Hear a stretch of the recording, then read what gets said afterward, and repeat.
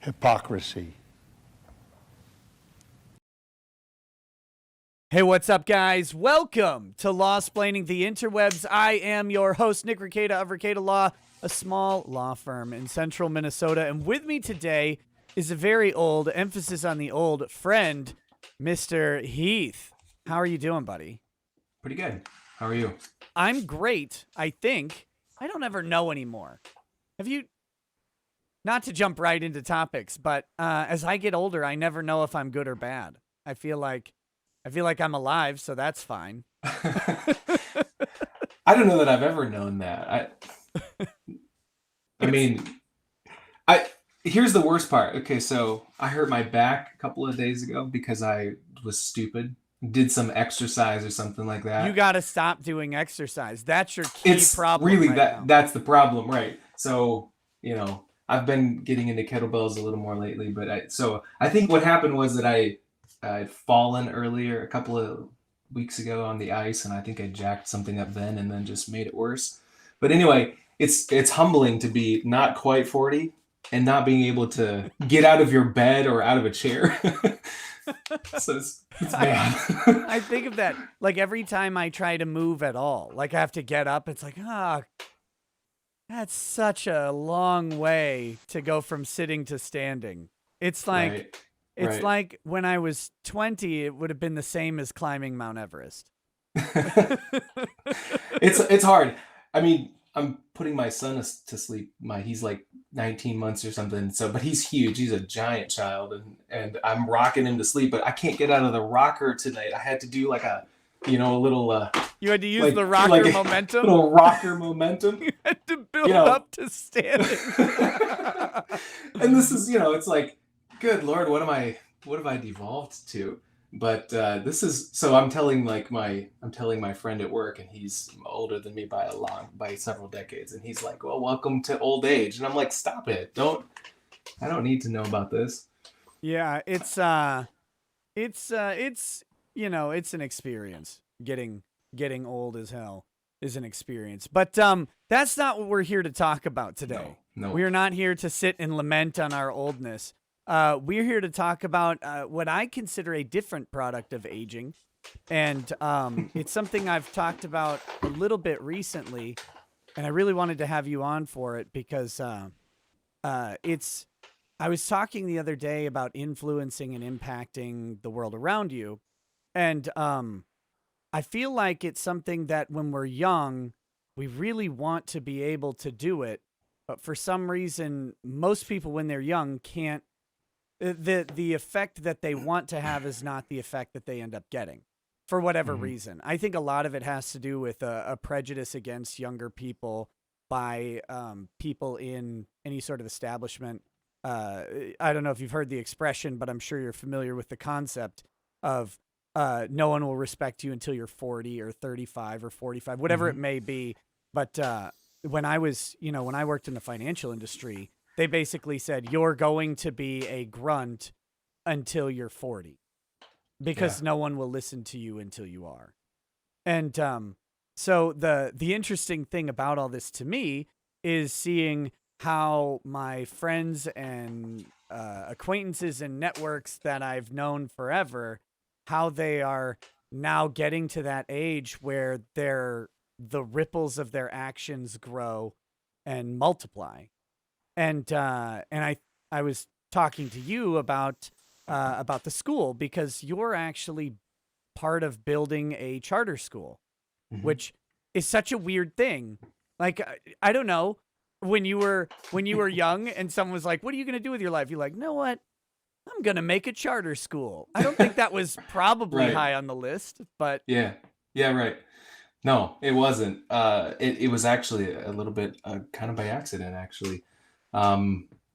So the background about that, because the influence question is, because I think most people want influence, but I think I particularly, and maybe most people these days, we view influence very specifically, like we view it through the lens of social media and popularity and like likes on Instagram, on Facebook and Instagram, and views on YouTube and stuff. And Right. I'm actually looking for a little quote I saw here, because I've been reading a little bit of Marcus Aurelius and like some Stoic thinking, and Listen to one. this guy. I know, right? I He's know. just It's doing actually hilarious, but some it's light like reading of some Marcus light reading. Aurelius. He's hilarious though. I mean, so you have to read him to understand it, but he's just so like he's a little bit absurd, but like very wise, but like just ridiculously bold and arrogant. Because I mean, you Marcus Aurelius. I mean, it's like that's who you are. But he talks about how it's you can't worry about what other people think, and I think that's the problem with influence. From what I like for a long time thought, I needed to seek out and appease other people and do things that they wanted me to do. But for a long time I was looking for a cause, which this is something that interests me. I think there's a lot of cause warriors. There's very rabid people who are pursuing causes, and it's not necessarily that they some of them I think deeply care about them, but for a lot of people I think it's just you got to have like a cause. So for a long time Right. I was just struggling to find my cause, and it's like, well, shoot, I'm male, so darn it, I can't do the whole gender thing. I'm white, and Whoa, whoa, whoa. almost. Wait a minute. Wait a minute. Hold on. Are you sure? Well, it's hard to say. I've seen you, and I'm not positive. This is radio after all, and there's definitely not video on both of us. But no, I think. Sorry to interject. I think you're. Do it. I think you're onto something though, and I share the same sentiment, and I see it. I mean, not to bring like major political stuff into it, but when you look at Antifa, when you look at Black Lives Matter, heck, when you look at Proud Boys or Oath Keepers, I mean, to make it neutral, which is such a silly thing. But when you look at these things, first of all, you have a core group of people who I think do believe in the mission in somewhat. Right. And then you have another group of people for whom the mission is identity. Right. And they explore their identity with this group sort of metric, and that is how they that's what they're pursuing. They're not actually in a lot of ways the message could be anything, but it's just that group identity that gives people security and comfort, I think.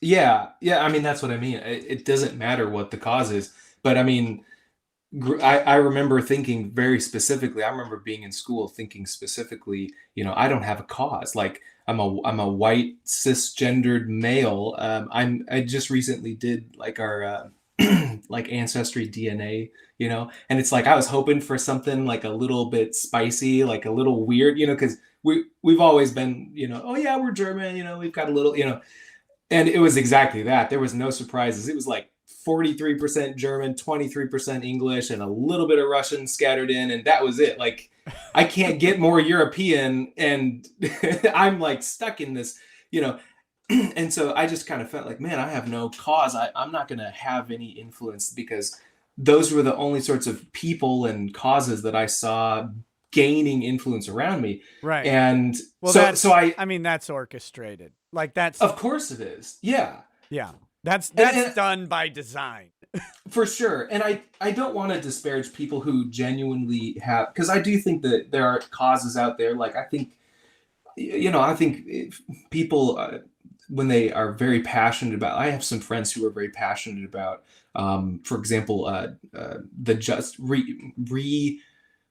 reforming the justice system, and like when you talk about minorities, especially in terms of the justice system, they've got a raw deal, when it comes to the drug war. And so it's like, I think that's a fairly legitimate campaign, and I'm all about people supporting those like legitimate campaigns. And I don't mean to disparage any of them, but I do think a lot of the people that I've seen over the years who started out, and it's like at one point or another, I envied them because, oh, wow, they've got this special angle on a cause, because of their whatever identity group that they were talking about at the time. I envied that, but now it's like, where are they? What are they doing with it? I don't know. Some of them are doing some things, others maybe not so much. So I was searching for that for a long time. And And when I became an educator, I thought, okay, well, education is my thing, and I just focus on being a good teacher. And I guess it would have been like 2017. A friend of mine called me up and said, "Hey, I've got this idea. I want to talk to you about this school that I want to open." And it's a classical school, and I can explain more of what classical schools are. But in short, basically, classical schools are schools that believe in the Western tradition as something that's valuable and worth preserving. And we're not exclusive about it, but we're just saying like these values, these Western values are important. They're fundamental to the freedoms that we have today, and so we should see them preserved. There's nothing supremacist or racist about that because we're not exclusive about it. We're just saying let's keep this tradition and promote it alongside whatever else joins us. But so she, outlined this vision, and we started talking, and we had all these moments of like, whoa, yes, we're thinking the same way. And so from that conversation, 4 years ish later, roughly, a little over, or almost exactly, actually, we've had this is our first year as a school. So, we went through all of the state makes it really hard for charter schools, first of all, to become charter schools. Like there's so many hoops, and you have to convince what's called an authorizer that you're worthwhile. And most people fail at that first step. Like they don't write a good enough proposal. And then once you do that proposal, they walk you through this massive process that you have to apply to the state, to the Department of Education, and you have to prove all of these different things and get your nonprofit. And most schools, fail at some point along that way or have to try multiple times. And we just sort of breezed right through all of that. We Sure. breezed through our funding and all of that to say, it was a weird confluence of events. And if you would have asked me 3 or 4 years ago, what's your passion? Do you see yourself doing this school thing? And I'd say I don't think so, because it just sort of I mean, I was working towards it, but it wasn't like I planned like, okay, in 3 years this is what we're gonna have, and I'm gonna have all of this, Wait, you didn't have a influence 5-year with the plan? school. I mean, sure, like, What but it about was the a lot of 10-year plan, comrade? but it was like a dream. It was a dream because there were so many points where it's like we're gonna fail. There were so many moments where we hit this roadblock, and it just was like, okay, well, we're done. And I went to my wife and I'd be like, all right, well, I think the meeting that we just had means that we're not going to open. But all of that to say, so I've been a board member with the school for a long time, and I teach there too now. But we're almost at I mean, the school year's ending for 2021. And so we've been in school since September. And when every other district was closing down, we were saying, no, no, we are going to stay in person and hybrid models as much as possible, because ultimately we prioritize education of the children. Like we're not, that's what a school is, of course, but most schools I don't thought they were always. daycares. Well, I mean, some of them are, but if we're really honest, and this is where some of my biases come in, but I don't think that all of the decisions that get made in modern education today prioritize the welfare or the well-being of children. And You are the holy most, cow, you're the most modestly worded person I've yeah, ever yeah, met sometimes. You're I like, could say it. you're qualifying so Oh much. yeah, Don't worry, you're on friendly ground here. Let me say it this way. Public schools are trash. Public school administration and teachers unions are the death of education. They do not bear in mind the interests of the students by design. By design, the teachers unions are in the interest of teachers. They're not in the interest of education or students. That's not their job. That's not their role. It's not why they exist. And in many ways, the administration has become a function of dealing with that. So, um, absolutely, I yeah. what I'm really interested in, something you mentioned earlier about this charter school, which it is a charter school in the Twin Cities, guys. But what has interested me about it is that you said it's a charter school that's founded on sort of the ideals or ideas of Hmm. Western philosophy. Can you Hmm. explain like what that means? Because I have an idea what that means, but I don't know if that's right. I'll do my best. So I should preface this by saying I'm learning this. I was first introduced to classical education. I guess it would have been about 6 or 7 years ago. I got a job sort of randomly at a classical school, and so many things about the way they did school meshed with personal beliefs and convictions I had. But in some, I would say that the Western tradition is what we call the liberal arts, and that's largely misunderstood. Like most of the time, we think of it as college, but the liberal arts was a really specific program that's something like 3,000 years old. And, it has roots in Greek education and Roman education and medieval education. But essentially, liberal arts is focused around great books and Western thought. And so when I talk about the Western tradition, in part, I'm talking about the canon of great books. So everything from Dostoevsky to Tolstoy to Charles Dickens, all of those great authors. But I'm also talking about going back to the Greek and Roman foundations of philosophy, from Plato to Socrates to the underpinnings of what we used in our own democracy. And those ideals, for example, the ideals of a democratic republic, or the individuality and the individual freedoms that are innately given to each human being. Now, obviously, 3,000 years ago, the Romans weren't fair in terms of who they thought had those rights, but the seeds of those ideas inspired people like our founders. And um, I don't think I have to explain that there are very critical people out there that would like to see those ideas be erased because of some pretense of racism or something innate in the ideas. And so essentially a classical education would say that absolutely we should look at these honestly, and there's good and there's bad, but we can learn from both of those. And so um, I take the approach that I want the Western canon to continue to be influential because it has been influential. I mean, there's a reason people are still reading Shakespeare, and there's a reason that you know that we keep going back to, whether it's classical music or some of these like philosophers, whether it's Socrates or Plato, because all of these ideas are so deeply embedded into what we think when we think as Americans, or really anybody in the West. So that'd be anybody in Europe. So that's partly what I mean. I think Yeah. the other piece of it, though. Okay, yeah, go ahead. No, I was gonna say it's very helpful because it seems like that sort of you touched on some interesting stuff there that we got to get to, but this sort of idea that one that you can learn from people whose ideas you may disagree with, like that's an okay thing. And the other, of course, is the historian's fallacy or presentism, Hmm. that just because we believe something now doesn't invalidate someone else's thoughts because they believed something different at a different time, right? Right. Like that's Right. one of my favorite examples. One of my favorite authors is H.P. Lovecraft, and over the Hmm. past, really the past year to 2 years, they remembered that H.P. Lovecraft was writing books in 1927. And so he Right. had maybe some different ideas about ethnicity than some people are okay with today. And like for example, I'll say the most egregious one. Most people think it's his cat's name, which is not the problem. It's that he spells Eskimos with a Q, and that's just weird. Mm. That's a Yeah. Yeah. strange man.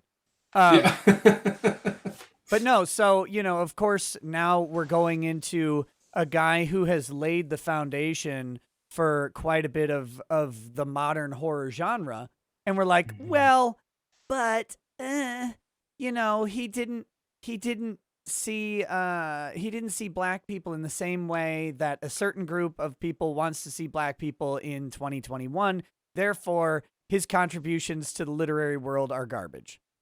Right. So that's nuts, of course. And we see other crazy stuff like Laura Ingalls Wilder having her awards removed because there's a line from Little House on the Prairie which probably really accurately reflected the sentiment of someone living on the prairie in the what was that, the 17 or 1800s. Mm-hmm. They didn't trust natives, and they didn't trust them because, well, there were times when Indians would come by and kill them, for example. Yeah. uh Yeah. so it's refreshing to see a school that is um not looking to undo history just because someone, is because cancel culture has decided that we can't learn. Which to me is the exact opposite. Like I want to learn from. I'm all for expanding sources, but I'm certainly not for closing them off just because of some Right. sort of troubling idea. So Well, early. So, and the other thing though is, as a school, I wouldn't say we don't have a political agenda because I think what I just said is sort of a political agenda. But what I mean is that we're not trying to cater to one side of the political spectrum over the other. What we're trying to say is let's engage all ideas and let's value them by their merit. Let's approach them using reason and logic. But in order to do that, you have to, number one, understand reason and logic. And did you have a reason or logic class when you were trained in school? I mean, no. nobody did. No, I mean, I took a logic class in college, and and it was great. It was one of the best things that I've ever done. But um, why didn't I do that in grade school? Like, why didn't I do that in my K-12 education? Similarly with history. So earlier in the year, I had a parent who he was just curious, but because the type of families that we seem to appeal to are the families who they don't want what they don't want is political indoctrination. And I think that people can very honestly look, if they're really honest with themselves, they can look at most education in the public sphere, and they can see there's some very clear agendas. As an example, the Minnesota the history standards for education are Yeah. being revamped. I don't know if you've heard about that. A Some little of bit. them are just like they're completely fine. Where a lot of what they're saying is, hey, let's talk about this idea which we've sort of forgotten. But then there's others that it's like, but okay, so we're dropping like really key pivotal moments from American history from the perspective of the white settler or whatever, and then elevating this other one, and I would say why not just look at both of them, but there's other deeper, more concerning agendas. And so I don't think it's a stretch to say there are these political agendas, and public schools are a breeding ground primarily because liberal arts colleges and the colleges that train teachers are and have been intentionally indoctrinating, and I don't want to use like left or right, but just certain ideals into the students that become the teachers for decades now. And I don't think that's a surprise. And I don't think that's even an arguable fact. I think there's actually fairly good studies, surveys of just generally political leanings for professors in higher education, and it's like very skewed. And so I've seen other studies too from like the heterodoxy org and things like that would talk about how people who are on the conservative side of the spectrum feel they feel scared to express their perspectives or disagree with the sort of other teachers' perspectives or the sort of common idea, out of fear of any sort of retribution or loss of their job or what. So essentially, Should they be afraid of that? I mean, yeah, at the level of higher education, yeah. Do you think it Um, goes all the way up to higher education, or do you think it's in public education too? I think it's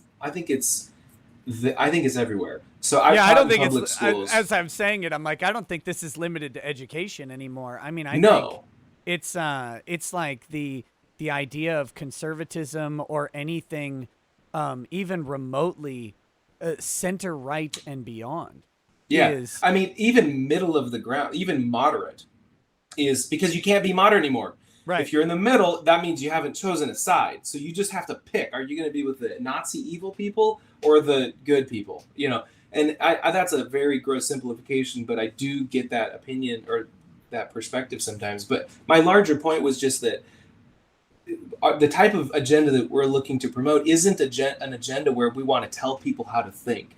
And so this is, I think, a major problem in terms of education today, where when you go into, they don't call it history, they call it social studies. And that's a problem. So first and foremost, if you want to know something different about the school that I'm a part of, we call it history. Even in elementary, this is history, because it is. It's not social studies. We're not teaching you how to be social people in any way. You can take the stories you heard about the past, and you can go home and you can talk to your parents about them, and you can form your conclusions about that. But the problem is that you have teachers who, probably with some sort of really good intention, they want to try to do like social conditioning and social training to like a fourth grader, and so they'll say, it's this such and such a holiday, and don't you think this is unfair, and don't you think this is unjust? Stop talking about my Columbus Day. You know, and of course the kids are going to say, like, yeah, for sure, and sometimes that's right and good, but the problem that I would have is that it's really difficult to claim any authority to judge history if you don't know it. So first and foremost, as a school, one of the things we want to do is teach our kids history. And I'm not talking about just selective history. I'm saying, like, going back to ancient culture from, the Egyptians and the Greeks and ancient China, and looking at pivotal events. And so, we address history chronologically. So first graders are learning about history from, the moment that they step into the classroom.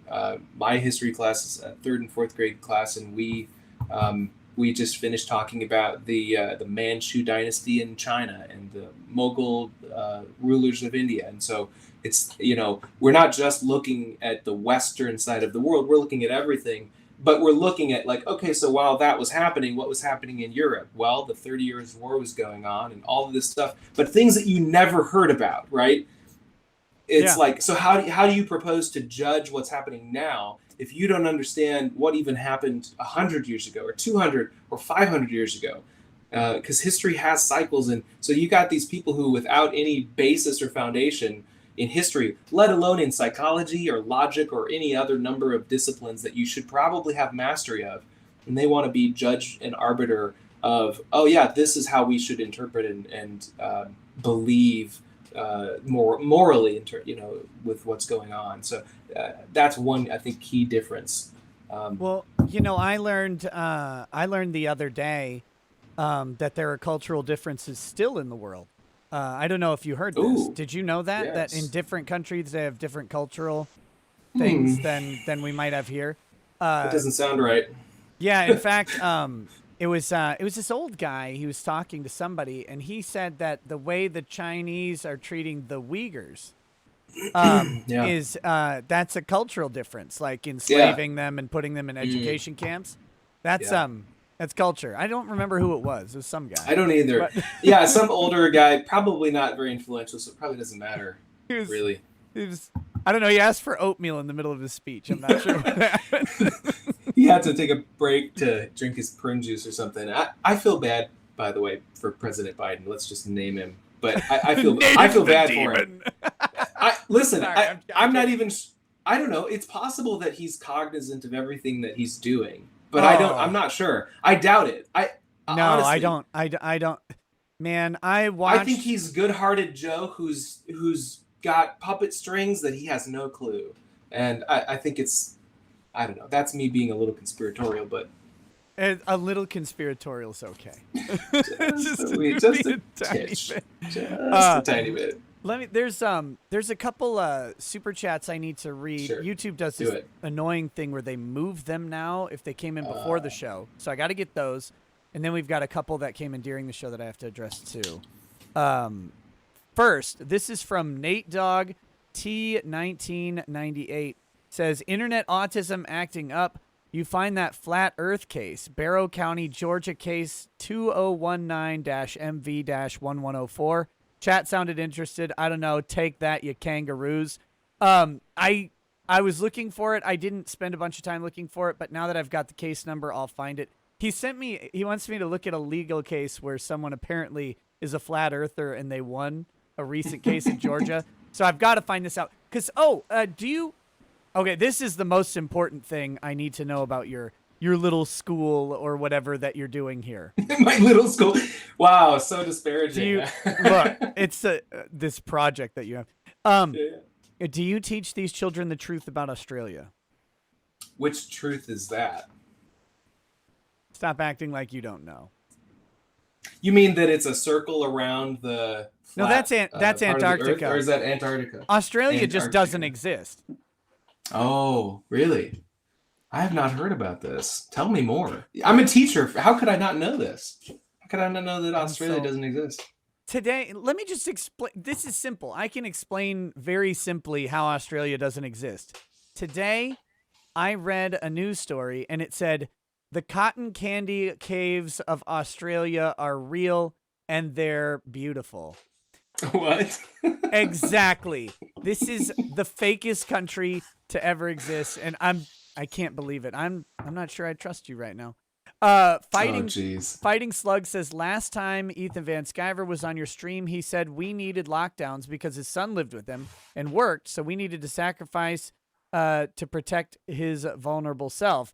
Today, he said he dragged his old 300-pound arse into a casino. F that. Well, maybe he's had a change of heart. I don't know.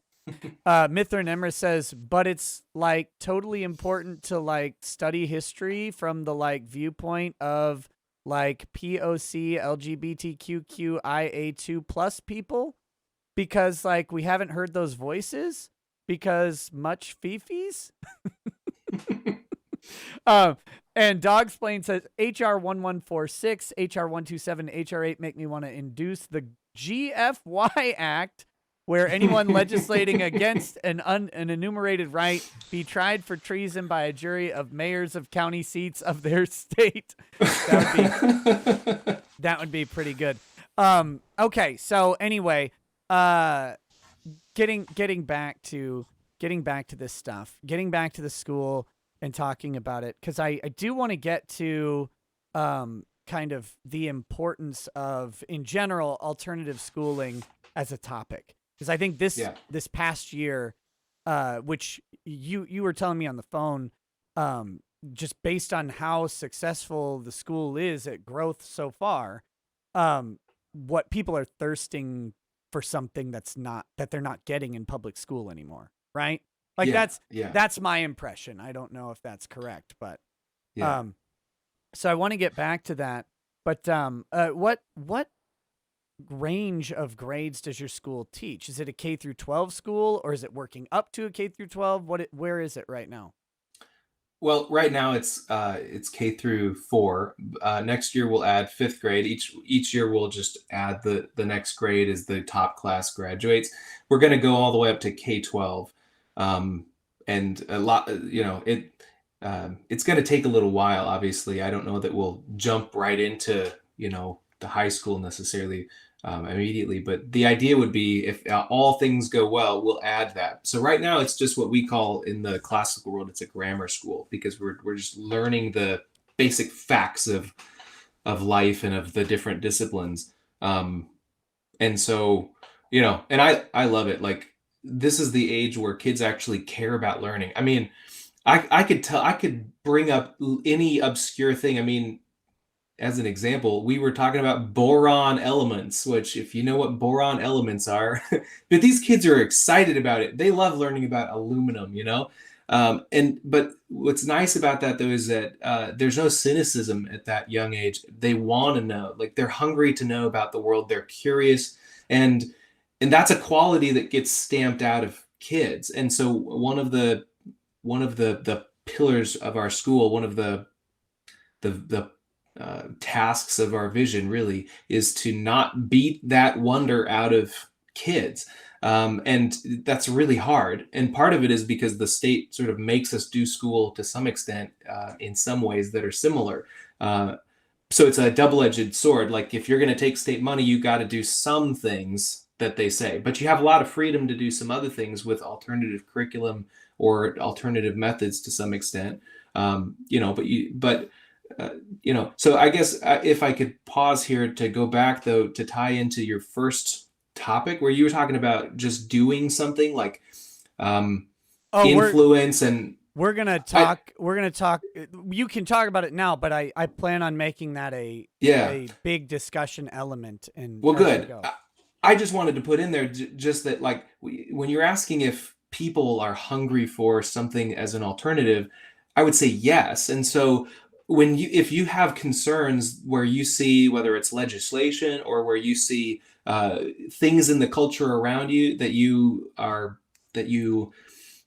concerned about, the current method is like, let's go do some activism, and it's like sometimes that works, but honestly, I could rather have you build something. I'd I rather have I'm gonna people just challenge you on this. build something. I'm gonna Sure, challenge okay, you on this. You said please. sometimes that works. Please tell me the last time that activism worked that you can identify. Any example? Yeah, I'm genuinely curious because I think I know where you're gonna go with it, and I think it's funny that we have to go back as far as even this. But what are you going to say? Um, well, so maybe we have to define what we mean by activism, because I would say I think the ruling in the George Floyd case recently is a product to some extent, largely of certain activist pressure, and Okay, yeah, that's I don't necessarily think that that's all invalid. Like I'm not saying that that's wrong. I'm just saying I okay. I think get that's a you. clear example. Yeah, Yeah, well, when you in Floyd's, well, in the Chauvin case or whatever, yeah. are you talking about the settlement for Floyd's family today, the 27 million? Partially, I'm Yeah, also talking just about there was pressure initially to even just bring the officers in under charges, right. pressure to have specific charges, and then I think there's definitely political pressure and activist pressure to get a certain sort of ruling. Mm-hmm. So, Absolutely. whether or not that is successful, I think there have been successes from that sort of activism. I Yeah, would no, say. I don't know. I think so too. I wasn't even considering it that way because I see that as, I mean, it is activism, but in a way, it's like a social terrorism. Like the Yeah. I was talking to my friend Q from Out of the Darkness. He and I were talking. This is back when the Floyd thing first happened, right? Hmm. Floyd dies. Chauvin's got the smug picture all over the internet or whatever, and we had a discussion, and we knew immediately that the settlement to Floyd's family had to be bigger than Justine Damon's settlement, Hmm. the lady who was shot by Muhammad Noor, and she got $20 million, which is the biggest settlement for this sort of thing in Minnesota history. Right. And so we didn't know how much north of it, but we knew. I need to go back and look at the stream because I think we made some predictions and I got to find out how close we are. But we knew they had to go up from the 20 million Right. because if they didn't, the city gets lit on fire again. And so it's sort of the gun to your head justice system, and it's really awful in a lot of ways. But Absolutely. Yeah. and like you said, so I think it's appropriate to have a criminal trial for Derek Chauvin. I don't know if Hmm. he's going to be guilty. I don't know. I'm not making predictions on that. I think that depending on how the facts, as we've seen them get argued and what the jury's opinions are, it could certainly Hmm. go either way. But I do think there's some level of injustice in bringing the other three officers in on charges. Hmm. Like, because the way I see them is at worst, maybe they had some employment misconduct, but Yeah. I don't see how they facilitated. Like, how do you aid an What are the unintentional? charges? I mean, is it aiding in a is it aiding in a crime? Is that what they're being? Yeah, I haven't followed it they're closely charged on recently. aiding and abetting the second or third degree murder charges. But the Oh. amazing thing is Well. that charge is an unintentional homicide, both at the second and third degree levels. Like, how do you aid and abet an unintentional crime? Like, because aiding seems intentional. Like, Yeah. like it seems like I have to try to aid you in something. I don't know. I mean, is there maybe there's negligence makes more sense to me, but I don't know anything about But yeah, the law. and I don't know how they would get. I don't know how they would get criminal negligence charge against the 3 officers. Again, I can see how they do it for Chauvin. I can see how they get there. I don't know if they will. I can just see it. But the other 3 officers, like, they all seemed to express concern over what was going on. They weren't actively participating in the act that would have been the predicate cause, and so it's such a weird thing. But no, I think that's right. But so is that the activism you were going to talk about, or were you going to pick? Because see, I was thinking in more grander scheme. What kind of activism? What were you Well, I was going to thinking? go back to the civil rights movement, right? So there's Oh, an sure. organized, concerted level of activism that produced a result that that Yeah. was kind of an intended result, and we're talking this is a grand scale result, right? Like Hmm. for as big as the Floyd Chauvin trial is, I mean, we're talking about activism influencing the lives of about 5 people, 5 key people. You know, the Hmm. Floyd being dead and the 4 officers. That's the focus of that. But the civil rights is like it's a cause more than a person. Yeah, and it's widespread. I mean, we're talking, that's that's federal, right? That's across the country, whereas this is local. Yeah, Yeah. uh, you know, I guess I mean, obviously that's part of what I was thinking. I wasn't necessarily even thinking specifics. I was just saying, and maybe actually I was thinking a certain type of activism where um, it's maybe social media driven, or maybe it's like you just got to speak out, like that sort of notion of. Yeah. And I'm keeping it kind of vague, like you just got to speak out against it, just like just speak Well, out. there's a movement called Speak Out, right? Like For sure, yeah, that's a yeah. real one. No, but see, I think that's the important distinction because okay, even if you say, well, people who are activists for the cause of George Floyd, at least they have like a specific idea and they're probably those people who are genuinely like care about him, his family, and their perception of justice. Like I think they are into that, and they're probably more local, right? Yeah. Now certainly they're being their numbers are being inflated and reinforced by other people with other interests. That's a different thing. But the civil rights movement had a focused cause, and it was Hmm. the civil rights quote unquote movement has gone far beyond 1968 or whatever and persists in some level today, and its cause kind of changes and stuff like that. But there was a specific focus around the Civil Rights Act, Hmm. desegregation, stuff like that, and those goals were largely accomplished. Now I feel like activist movements today, and I'm going to bring up Antifa and Black Lives Matter, they don't have a goal that can be accomplished. They have a set of ideals or principles that they can carry on ad infinitum. Hmm. So it's a sustaining program, and I think there's reasons for that, right? Like that Hmm. revolve around funding and giving, but I think a lot of it is giving people that purpose, and Right. identifying that that's what people are looking for, and that's how they get hooked in. And if these people were able to accomplish their goal, they would then seek out a new purpose, and that's not very Right. helpful. It's much more No. helpful to have people forever. Well, and it's so there's it's self perpetuating, right? Because if you're vague in your goal, and if you discuss in an abstract way ideas of justice, yeah, I mean, probably quite often you'll find instances of actual injustice. But because you're vague, you can change that to be anything. You can make it whatever you want, and so all you're really feeding into is people who want to have the self-righteous cause. That's ultimately what you're doing, and there are a lot of people who they derive their sense of value from, I am not evil like you are, and in fact I'm speaking out, so I'm not being silent, right? Yeah, And there's, you see this tendency, and I would say it's one of the worst tendencies in human nature, because it creates the us versus them. It creates the me on the pedestal, and I'm looking down, and I can condescend.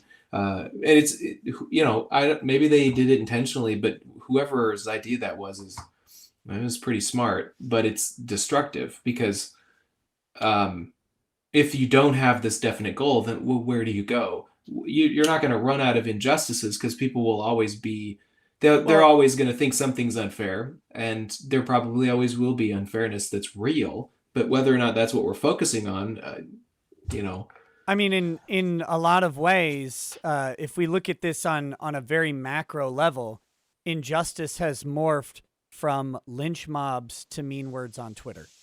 I mean, yeah, that's where that's how thoroughly the original concept of injustice that was of racial injustice in America has morphed. It has hmm, gone from people being dragged, beaten, and hung, based on hanged, I should say, dragged, beaten, and hanged based on an accusation or even just a notion. To we're now having to protect people from a word, a phrase, an idea on social media, and that is the new level of protection from injustice that is required. Like, that is such a right, massive transition of mission on the macro level. And obviously we're talking about a big swath of time and people who were long dead and people who were never alive at the time at the beginning, of course. But it's funny to see where that goes. And so I want to bring oh, did you yeah. I was going to bring Well, that back Well, to the I building was thing, just but gonna I yeah. was just gonna agree with you by giving an example. You can see that very clearly when we look at COVID and people's reactions to it and to whatever regulations you want to focus on to deal with COVID. Because however you look at it, there are going to be people on both sides or many sides looking at these things and feeling justified to demonize or vilify the other person, right? So, Mhm. oh, you're not wearing the mask, you must hate people, you must like killing grandmas. Or you could go the other way too, What if though, I right? do? And so yeah, I mean, so it's it's a really destructive thing when you want to consider a democracy, when you suddenly have no ability to rationalize. And I'll just give you an example. I was talking to an individual recently. As a public school, you know, obviously we have to follow the rules that they set as guidelines for the school, for generally Minnesota schools. The guidelines, by the way, are not. There's a lot of wiggle room because what they'll essentially say is, here's what we'd like you to do, and do your best within your district. Make your decision for your school context. Which I'm glad that they did that. But there are still certain rules you have to follow, and some of those are rules that people don't like. Um, and so I was talking with someone about that in the school context, and he was being really critical of parents. And he was saying, "Yeah, some of the parents of these kids, I bet they're just making all this stuff up about, and they're promoting their kids to believe that masks are stupid and they're dumb and they shouldn't have to wear them, and it's a freedom issue, and and they don't understand it. It's just the law. We have to follow it." And I was like, "No, it's not law." Yeah. Uh, it's I'm some like, it's some it, weirdo in St. Paul who said that we need to do it, but that yeah, doesn't make it the law. No, it's a so I said, oh, you have to understand. You're taking a swath of people, not just in our school, but in our state, who are questioning, yeah, like how do we really want to deal with this threat, this virus? And are these really working, and are they doing what we want? And it's not even just that. They're also saying we don't like, it's not so much that we're even worried about the method that you're telling us we need to deal with this, but it's how you got that method to us, right? Because instead of using the democratic process that's part of what we believe in as a country, you just set yourself up in emergency powers and made an executive order to create a not law that everybody has to follow, or else you're punished, right? So it's like, my point to him was, you can see how people who believe in democracy would be frustrated that there's a mandate that bypassed democracy, right? So Yeah. so it's not even about, do masks work, do they not work, do these precautions prevent COVID or transmission. It's really about, are we undermining what we're supposed to be as a nation because we don't want the hard work of having to talk about these really complex issues? And I think that's clear. I would say that's a really obvious answer, but Yeah, well, I think it's an obvious answer, and I think the timing of COVID played a huge part in building that answer. And we saw it, not to get nefarious here, but we saw significant more action taking place in swing states with liberal or left-leaning politicians who might have been opposed to the national level right-leaning leadership. Not calling out any names, Whitmer, Walls, Newsom, but not calling out any names. But we saw that, and so this is my problem with the whole COVID thing was this is happening in a highly charged election year, and we literally cannot trust the people speaking to speak truth when that truth could be adverse to their interests. And so this was my problem is like it behooved people who are opposed to Donald Trump to have bad things happen to people from an economic standpoint, because going back to the wisest words Bill Clinton ever said, it's the economy, stupid. And so if you destroy the economy that's largely doing well in an election year with the pretense of, oh, well, it's science and it's all about this virus. We saw the results, right? Right. I'm not going to say it worked, but it definitely did. And so this is my problem with the and they wouldn't, in many of these states, they wouldn't have been able to implement the shutdowns if they had to go through some sort of legislative process that they would for everything else. And that's why these governors were able to take an emergency powers approach, even when they were challenged. I mean, Whitmer in Michigan was challenged, overturned her decision by the Supreme Court, and she just, what she did was then changed her emergency powers and just renewed them every 30 days because that was what got overturned. And so she found a way to reenact her emergency powers and just ignore the Supreme Court, ignore her own legislature, and keep this stuff going. I mean, she might go to jail for it now. That's the new stuff about well, it. Hopefully. But not just the Supreme Court, but the people. I was watching the chat and someone was like, it's a republic, not a democracy. And it's like, yes, I get that. I've said Democratic Republic earlier in the conversation. And I guess from this point, if I say democracy, I mean what we have, which is a republic, Democratic Republic. But the people elect the lawmakers. And that's what I mean. Like, we elect them with the good faith that they'll actually have the ability to say what is law. And they haven't been listening to the people. Like, a large number of lawmakers have tried to stop these emergency powers of Governor Walz over and over, and that's failed because they can't, they have to be united, and, and there's just not enough momentum. But either way, he's essentially continuing ignoring that large faction, whether or not they're able to stop and force an override. He's operating in this sort of vacuum of, I'm not going to listen. I'm just going to keep, going on this course. And that's a problem.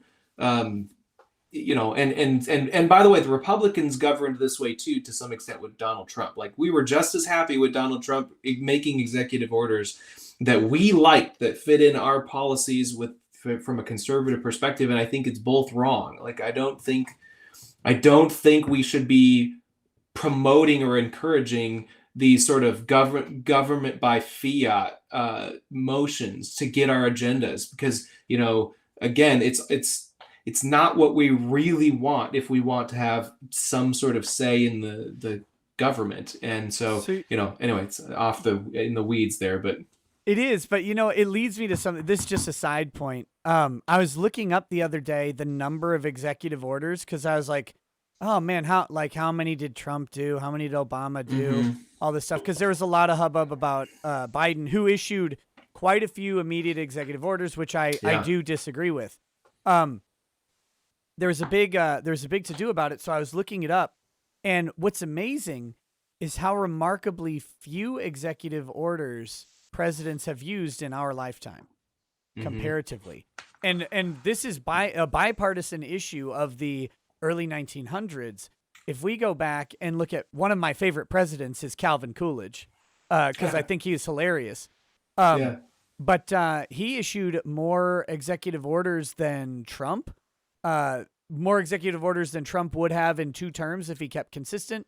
More executive orders than Obama. More executive orders than any of the Bushes, Reagan. Like Really? he had well over 1,000 executive orders issued to his name. FDR, I think, is the winner with something like 3,400. Sure. But like it was very common in the early 1900s to use executive orders extensively. Now, I'm not saying that that's bad or good. I just found it interesting as I was looking it up. And of course, with the number of executive orders, you're not ever getting a real story, because some executive orders are just little pithy things that do some small act. Like you can have an executive order naming a holiday or some day of remembrance, and that's not a big deal. Right. As saying, well, we're going to change all of immigration policy with an executive order. Like those are two disparate things. But we get hung up on these numbers. And so when I went back and looked, I'm like, man, they used to do a lot more of these. But but I want to get back to where we were going before we sidetracked and derailed the conversation. Sorry. No, I did it. I'll take the blame. But it was this idea of activism versus just going out and building something.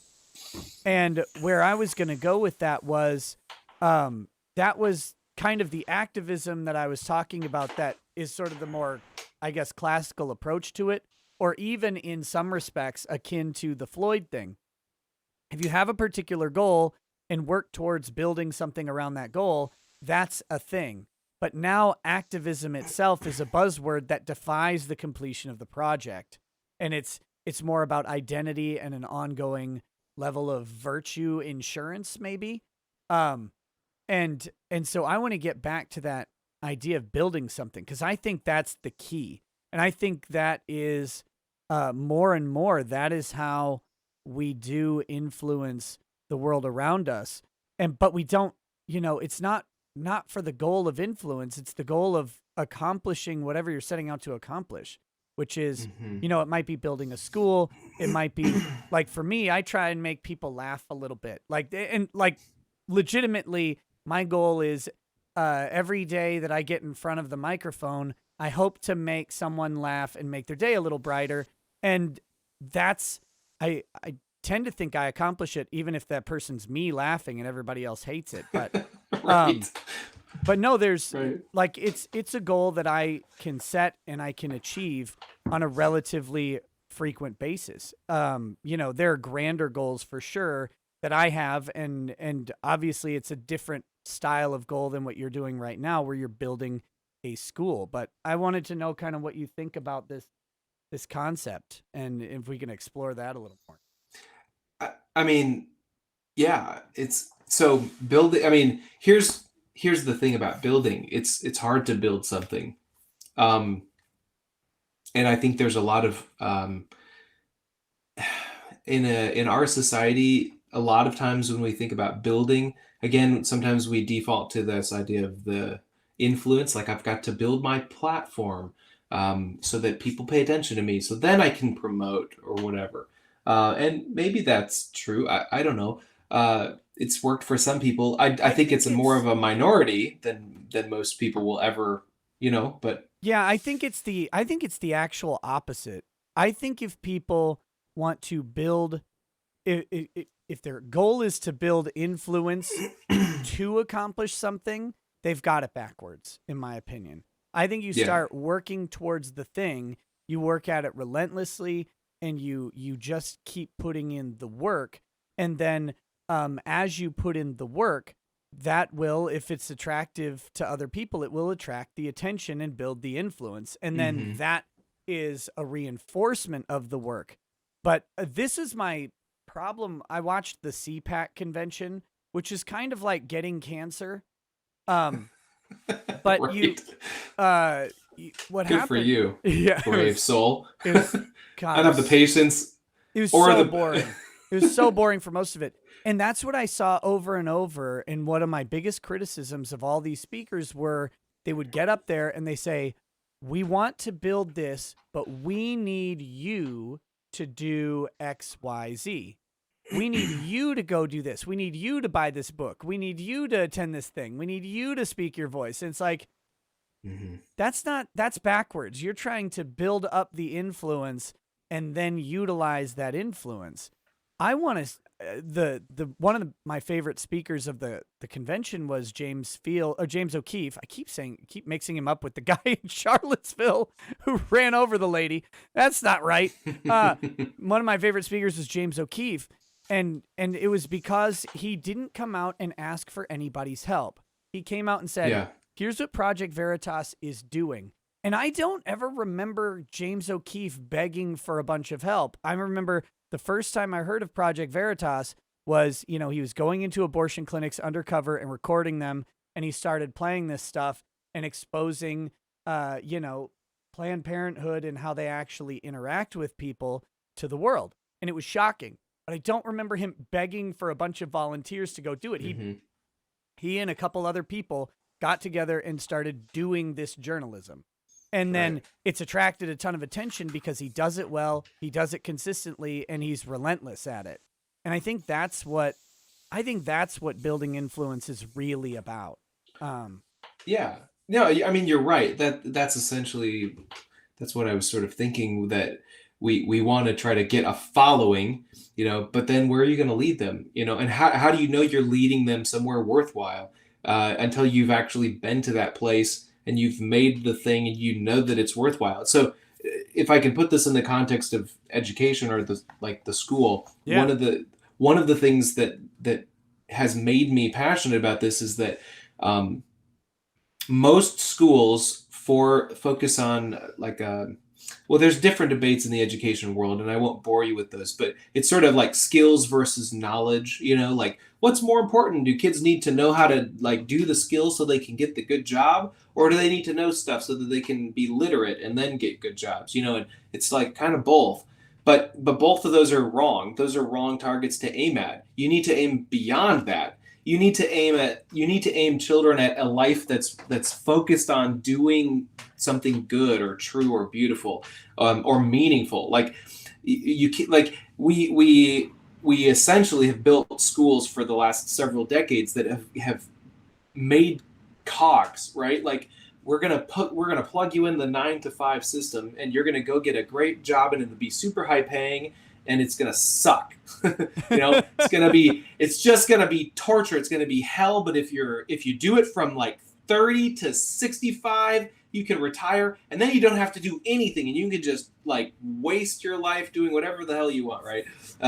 And that's the sort of that we've sold people on this idea of the American dream, and we've sort of made this fundamental to what we want in education, and I think it's all wrong because it doesn't build anything. Like cogs in a machine don't build anything that they find deeply meaningful or valuable. Now, I'm not. I think there's plenty of people working good jobs and 9 to 5 jobs that are meaningful, but when it's all about skills and what can my skills earn me so that I can get paid the most money, that's not a formula for meaning, and it's not a formula for a long-lasting society when everybody's just geared towards the bottom line, the dollar.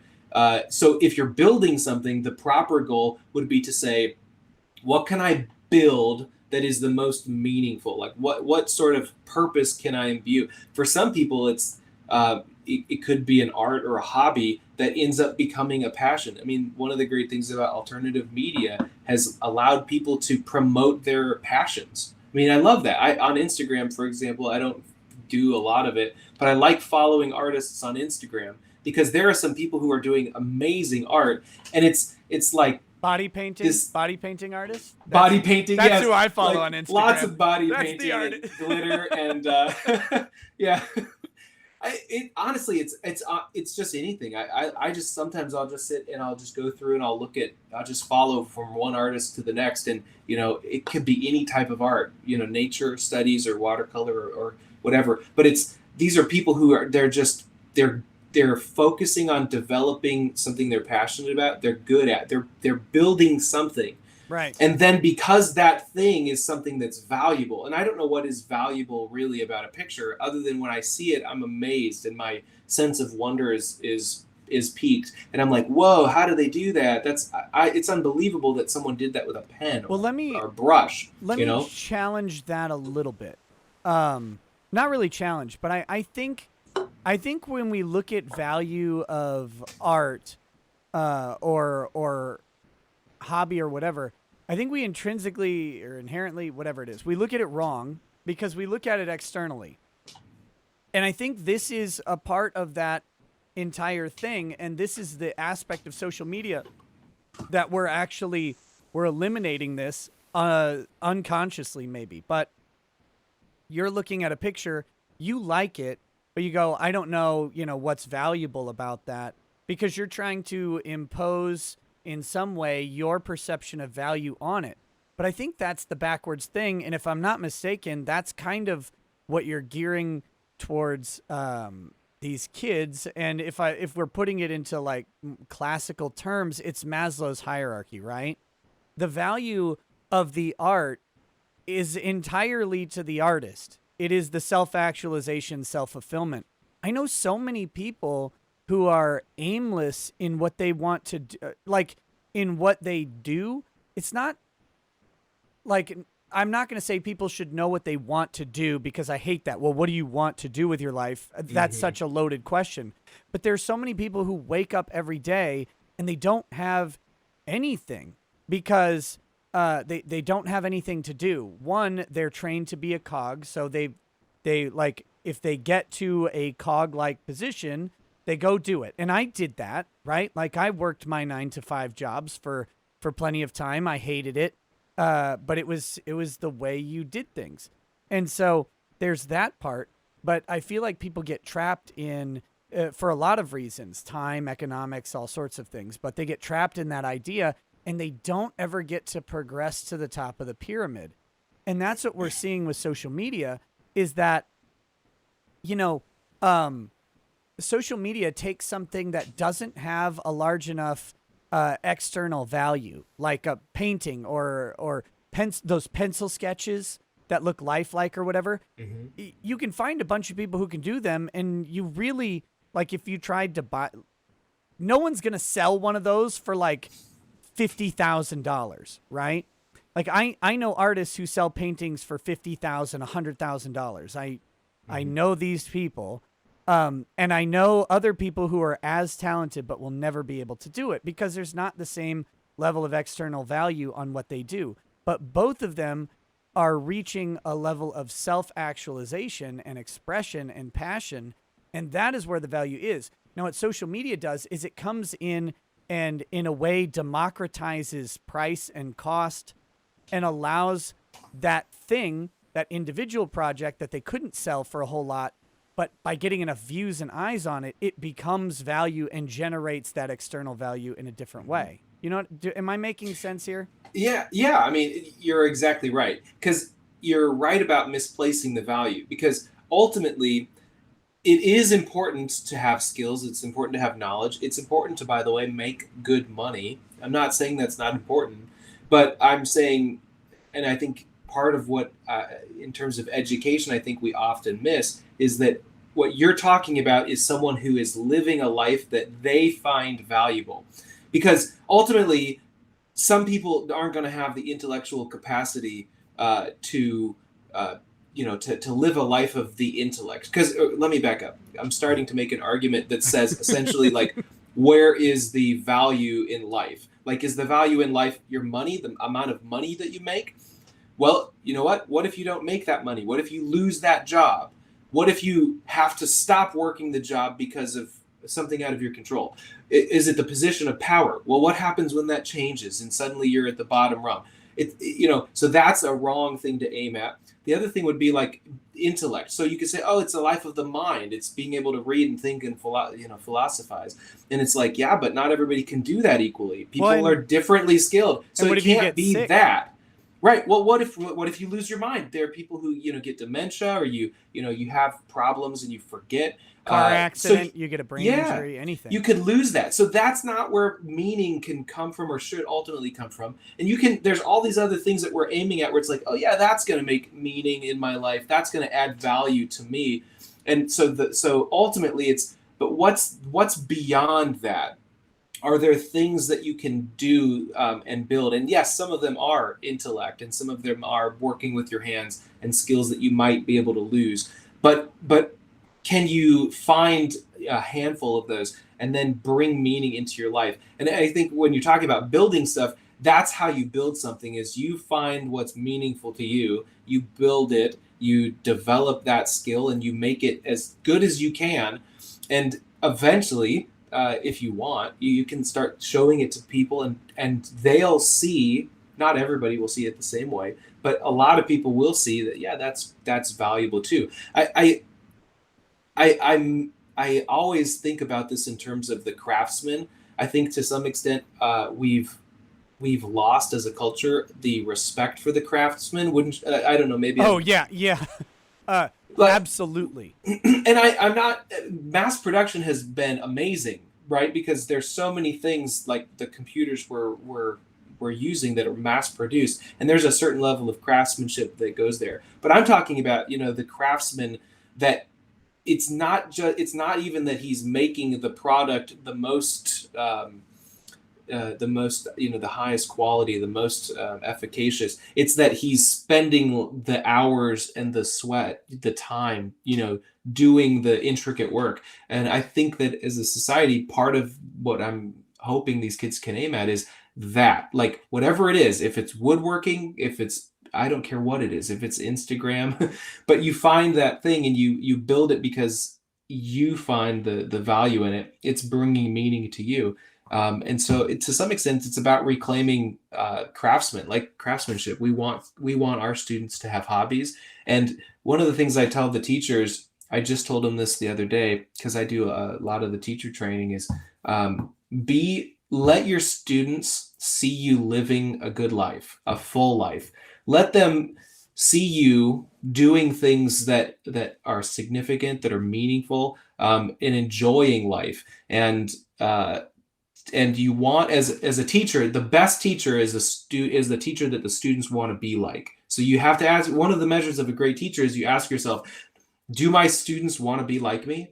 Do they see me doing something that's so valuable and so alluring to them that they're like, whoa, I've inspired or opened them up to a realm. We've all met teachers like that. We've all had teachers who, it's like, until we were in their class, we had no idea that it's possible to think that way or be that way or do that stuff. God, And I don't know if that weave all is that true. well, maybe not we've all. I'd say it's a fairly common thing. There's usually a teacher that somebody remembers from one of their 12 or 16 years of education. Not all the time. I don't want to necessarily assume that that's always the case, but often there is, or there's not necessarily a teacher, but someone who fulfilled that function, where they, as the person, were living a life that you admired and you thought, whoa, like they've got something. That's ultimately what we want our teachers to do, because that's ultimately what we want our students to become, so that Right. then they can pass that on. And so, it's this sort of perpetuating cycle, because but building something is hard, and this is the reason why craftsmanship, I think, to some extent, is out of vogue, is because it's really hard to be skilled at something. It's really hard to be highly skilled. Yeah, It takes a lot of time. and it's hard to, again, we've engineered education to define success in specific ways. And so if you're a guy who wants to do something that is a highly skilled craftsman, and you don't have the influence, right? Like, you don't have the Hmm. influence or reputation, you can't recoup your investment into the project. Like, let's take carpentry for example. One of my friends is he does woodworking here, and one of the things that they make in my town is they make Murphy beds, right? They make very beautiful, well worked, and also very functional Murphy beds for people to put in their houses, so that when you put the Hmm. bed away, it is a standalone cabinet that looks gorgeous. It's a decorative piece, and then you can Hmm. open it up and there's a bed inside. And these things cost like 10 grand to buy Yeah. one. And it's like, but if you are just starting out and you're like, I'm going to be a woodworker, and you can make a great Murphy bed, but nobody knows who you are. you don't have any history behind your brand that people can say, I trust this thing. I know this thing's going to last. I know the craftsman or whatever. Like you're not going to be able to sell that Murphy bed for 10 grand, even if it's the exact same thing that's produced. Mm-hmm. You just won't. Right. But this person's been in business forever. They've got a shop that has built up trust and stuff in the community, so they can do it. And so when we're talking about like that craftsmanship, it's hard to present that when we measure success as how much can you sell your thing for and can you sustain yourself with it? Because for the early part of a craftsman's career, they can't. However, if you have that passion and it's what drives you, and you're not looking to, I don't want to make knives to make money. I want to make knives because I want to make knives, right? You're that guy. Then you make the knife no matter how much money you're going to make from it. And your Right. craft gets better and builds, and you build on that. And then you can eventually transition from sort of that economy of scale sort of product to those artisan products, maybe. Or Well, you may never do it too. you're onto something though. So, and I don't know how if you've noticed this, but I feel like I've noticed this with a lot of companies out there, and a lot of the big ones. They're not even hiding the fact that they're parroting whatever the popular social milieu, the popular PC culture, the whatever the movement is. We want to, every company is sort of racing to get in line to show you how much we really value and care about these values of these other people so that you'll buy our product. And what you just talked about, which is you're making whatever that product is, or you're building whatever that thing is because you like that thing. And so too often it's sort of backwards where it's like, well, I'm passionate about this. I'm going to make this because it's the means to that. And sometimes it's backwards. And and I don't like to buy from companies that have it backwards where it's like, it's sort of incidental that we make clothing. What we actually are is we're a social movement. And I think that's so disingenuous for a company, whether it's Starbucks or a clothing company, to say like, we're passionate about social justice. It's like, no, stop it. Like, you're passionate about making money. And if that started out as passion for making coffee, fantastic. And it's clearly been good for you. But let's just say that that's what it is, because there's nothing wrong with that. Right. But you can't do that anymore. So it's not enough to just say, yeah, but I just really like building this. And that's unfortunate because it's wrong. It's a wrong thing to aim at. Well, So one of the people I always think about is this guy I went to high school with, and his 9 to 5 job, which is pretty cool anyway. But it's like polishing propellers and wings on aircraft. So he makes sure that they're smooth, they're polished, that it's not going to have disruptive airflow. There are no flaws that need to be repaired, and that's what he does. But his hobby and his passion was making knives and blacksmithing. And the crazy thing was he was able to take what he learned about polishing airplane wings and apply that to the knife making. And the knives he makes are like the shiniest, most reflective things I've seen in my entire life. I've never seen knives that are like literal mirror sheen knives, but that's what he makes. And so he's, that's his passion. And someday he could probably, keep honing his craft, making the knives better and building his brand based on his passion. If he wanted to, he could transition into doing that as an artisan and really make either a significant side living or make that a primary income.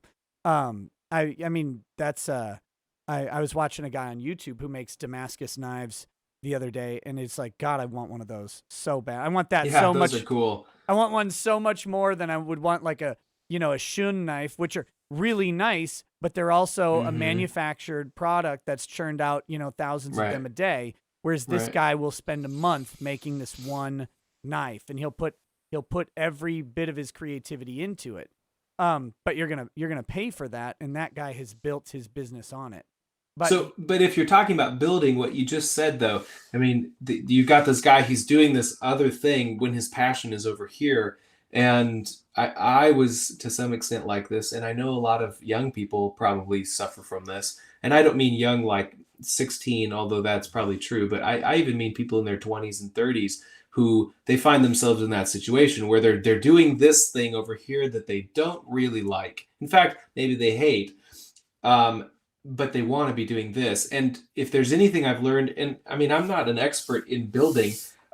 I think in some ways it's been a confluence. But one of the things that I've reflected on in the last year is how much my previous experiences, especially the ones that I hated, have prepared me to build this thing now. And so what you have to remember when you're wanting to build something is you can't skip the process, because the process, as random as it might seem, as unrelated as it might seem, might actually be that thing that helps you accomplish whatever you're trying to build. And you know, so you when we're a society full of shortcuts, so we want to shortcut and short circuit the We system. we train. This is getting back to the school that you're talking about. Yeah, Public school trains us to be a society of shortcuts. I yeah, mean, I remember graduating from high school and then from undergrad and legitimately being frustrated that I wasn't able to immediately get a job making quite a bit of money.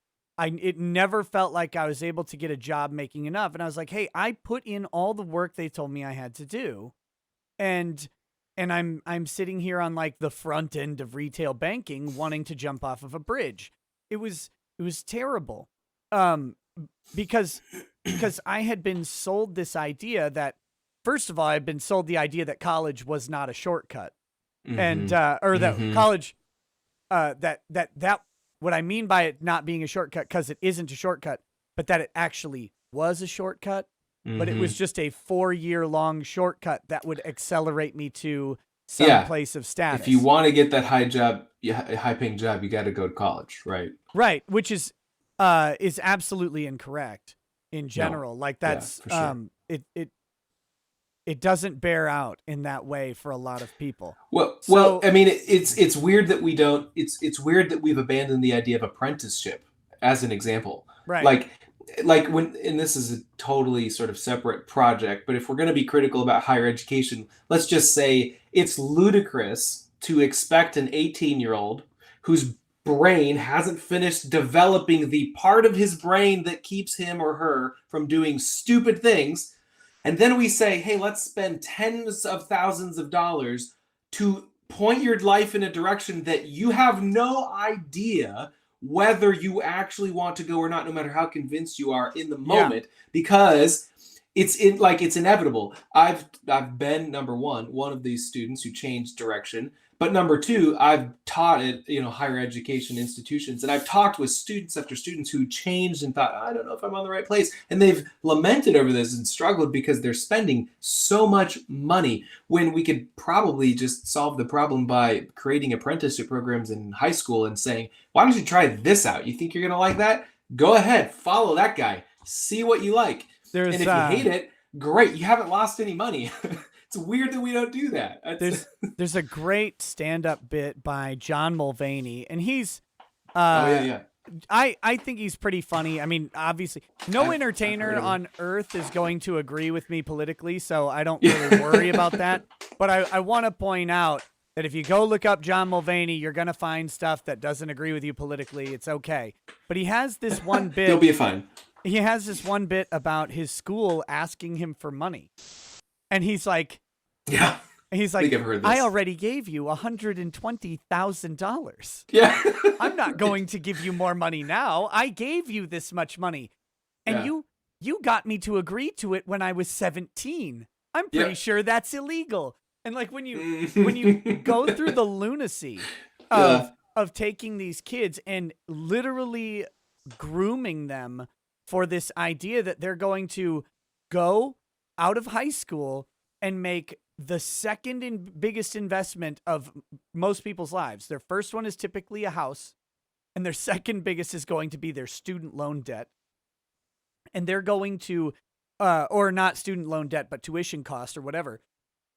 And we're going to convince them and groom them to pay somewhere between $50,000 and $100,000 when they're 18 and they're going to make this Mm-hmm. decision, and they know literally nothing about living outside of an educational institution, and that we want to foster and grow this industry. It's a criminal sort of way that we're approaching this. And Well, we're not yeah, we're not teaching people anything about um what the purpose of like what you said, liberal arts is not what we think it is anymore. Like no, liberal arts is sort of a classic it's the classical education based on yes, these classical books. And a liberal arts degree has a value in in the sense of self-actualization, yes, realization about how you think and approach problems, the ability to take in different perspectives, and learning those abilities by doing them. That should be the value of a liberal arts education. We're telling kids that if they get a liberal arts degree, they're going to get out and get a job. It's like, this doesn't train you at all to work. This yeah. this trains you to sit down and read and take in things and explore ideas. That's the Yes. opposite of work in America. Well, so there's a couple of things you just said that they do tie back into the school, but they also move us forward in the conversation. And the one of them is, if you're wondering what is a classical liberal arts education, which is what my school is, it's that it's human flourishing. There's a fancy Greek word called, that we don't need to worry about, but it's Wait, basically what it's is it? eudaimonia. It means Okay. essentially like human flourishing. And so it's this idea of like whatever we are aiming at with education, we're aiming at getting people to a place where they can flourish no matter who they are, what their capabilities or skills are, or what their position in life is, but they're flourishing. And to some extent, flourishing despite the environment around them. Because that's actually, I mean, a key part of life is that you're not going to have lilies and roses in a field full of just, good feelings most of your life. It's going to be a lot of hard, it's going to be a lot of bad stuff coming your way. And you've got to find a way to flourish despite that. And so, what's the skill that gets you there? It's what you talked about, and it's not necessarily. It's sort of counterintuitive, but it really comes down to not just, oh, I'm going to be the bookworm and the intellect. It's the spirit of inquiry. That's really what it is. Mhm. It's this idea of like I'm driven to know and to learn and to inquire about the world around me, about myself, to deepen that understanding. If you're aiming at something like that, then you're aiming at something that's going to give you a greater chance of flourishing as human. But to back up further to your point about high schools and colleges, so liberal arts, unfortunately, what we've done is we've truncated the liberal arts to 4 years in college. But the liberal arts actually is supposed to start in kindergarten, and it's supposed to progress from kindergarten through there's the kindergarten stage, which is like you're learning your basic facts and knowledge. Then there's the middle school or the logic level, and that's where you learn logic. You learn why things are the way they are, and you learn how to argue and to reason. But then you're supposed to, in high school, start doing, it's the rhetoric stage in classical education. And that's when you start putting things together and creating and building based on the facts that you know, the logic that you've learned. You start sort of, whether it's writing or art or building or whatever things, you start exploring. And so, in apprenticeships, that fits in really well. But we've abbreviated all that, put it into college for 4 years. And we want to try to accomplish all that when we've skipped it for 12 years when we should have been in those prime years doing, what we try to cram. And so, I mean, I had a long conversation. This was a few years ago. I was teaching high school, and I love high school, but the problem with most high schools is that you have two types of students. This is a gross generalization, but generally you have the kids who don't care about grades for either good reasons or bad. And then you have the kids whose lives literally hinge, their emotional stability hinges on the grade they get. And as an illustration, I was teaching a class and I had some juniors. They weren't even seniors. I had some juniors who on a recent test had gotten something like a B plus. And these young ladies came in and they confronted me in class because they were like, I don't understand why I didn't get an A. And do you realize you're ruining our chance at getting into a good college? And I sat there for an hour and I reasoned with them and I said, you need to understand something. you've been sold a bill of goods. This is a complete lie. The college that you go to doesn't matter. It's almost never important. And by the way, most of the colleges you want to get into are colleges that you have to be born into some family or dynasty to get into, or or you have to have a lot of money. So yes, there's a few scholarships, but by and large, you could go to Iowa State or Minnesota State or any place and get like, you're not necessarily getting a better education, but you're paying, and you're setting yourself up, first of all, to measure yourself in ways that don't even necessarily factor, into like actual life past the age of 22. But they thought their lives would be over because their GPA was going to be dropped, and they were panicking. And so, and I have had multiple conversations like that with multiple high school students, because their whole career, from the sports that they go to the jobs that they do, to the extracurriculars, because it's all about building the resume so that they can get into the dream college, whatever that is for them. And so you do that. You spend all of these years aiming them at this like goal, and then they get into college. They spend lots of money, they finish college, and then they realize their college degree is largely irrelevant for what they end up actually doing. That's not always the case, but I think it's more often the case than we want to admit. Oh, yeah. Outside of a very, very few extremely prestigious schools, the school you go to isn't going to matter. And even those schools, it only matters if you're going into specific fields and have specific ambitions. And it's like, look, I get it that you want to go to Harvard or whatever, but you're not going to. Right. We need that's the other thing, right? Did your mommy or daddy go to Harvard? Do you make a cool $1 million a year in your like? Then right. Maybe, yeah. I don't know. Maybe. And do you have a 4.7 GPA? Are you? Here's the hard part. Are you white or Asian? Because I got bad news. If you are. You might not be getting in. But no, it's the 1% phenomena, right? Like, everybody wants to be in the 1% of whatever they're doing. And not only that, this is the downside of social media and the downside of mass media in general, is that everyone sees the 1% and thinks that it's attainable, forgetting that they're not there. And right. And you might get it. You might be in the top 1%. But I can put it this way, to put it in perspective of social media, on Twitch, right? So Twitch is you're familiar with Twitch, right? You know what it is? The top. Yeah. You play games, right? People watch and. Well, or if you're a chick, you just wear a bikini. Yeah. That's what I do. Me too. I've got my Twitch and it's a bikini channel. So the top 1% of Twitch streamers, how many viewers do you think they have on average per stream? I want to put this into context for people who want to stream and need to understand just how really hard it actually is. The top 1% of Twitch streamers have an average viewership of 30. Okay. It's that. Wow. But okay, so that doesn't sound like a lot, and a lot of people do end up breaking it, and that's a scale sort of thing. But here's the reality: for every person with a viewer over with average views over 30, there are 99 people who don't make it to 30. Yeah.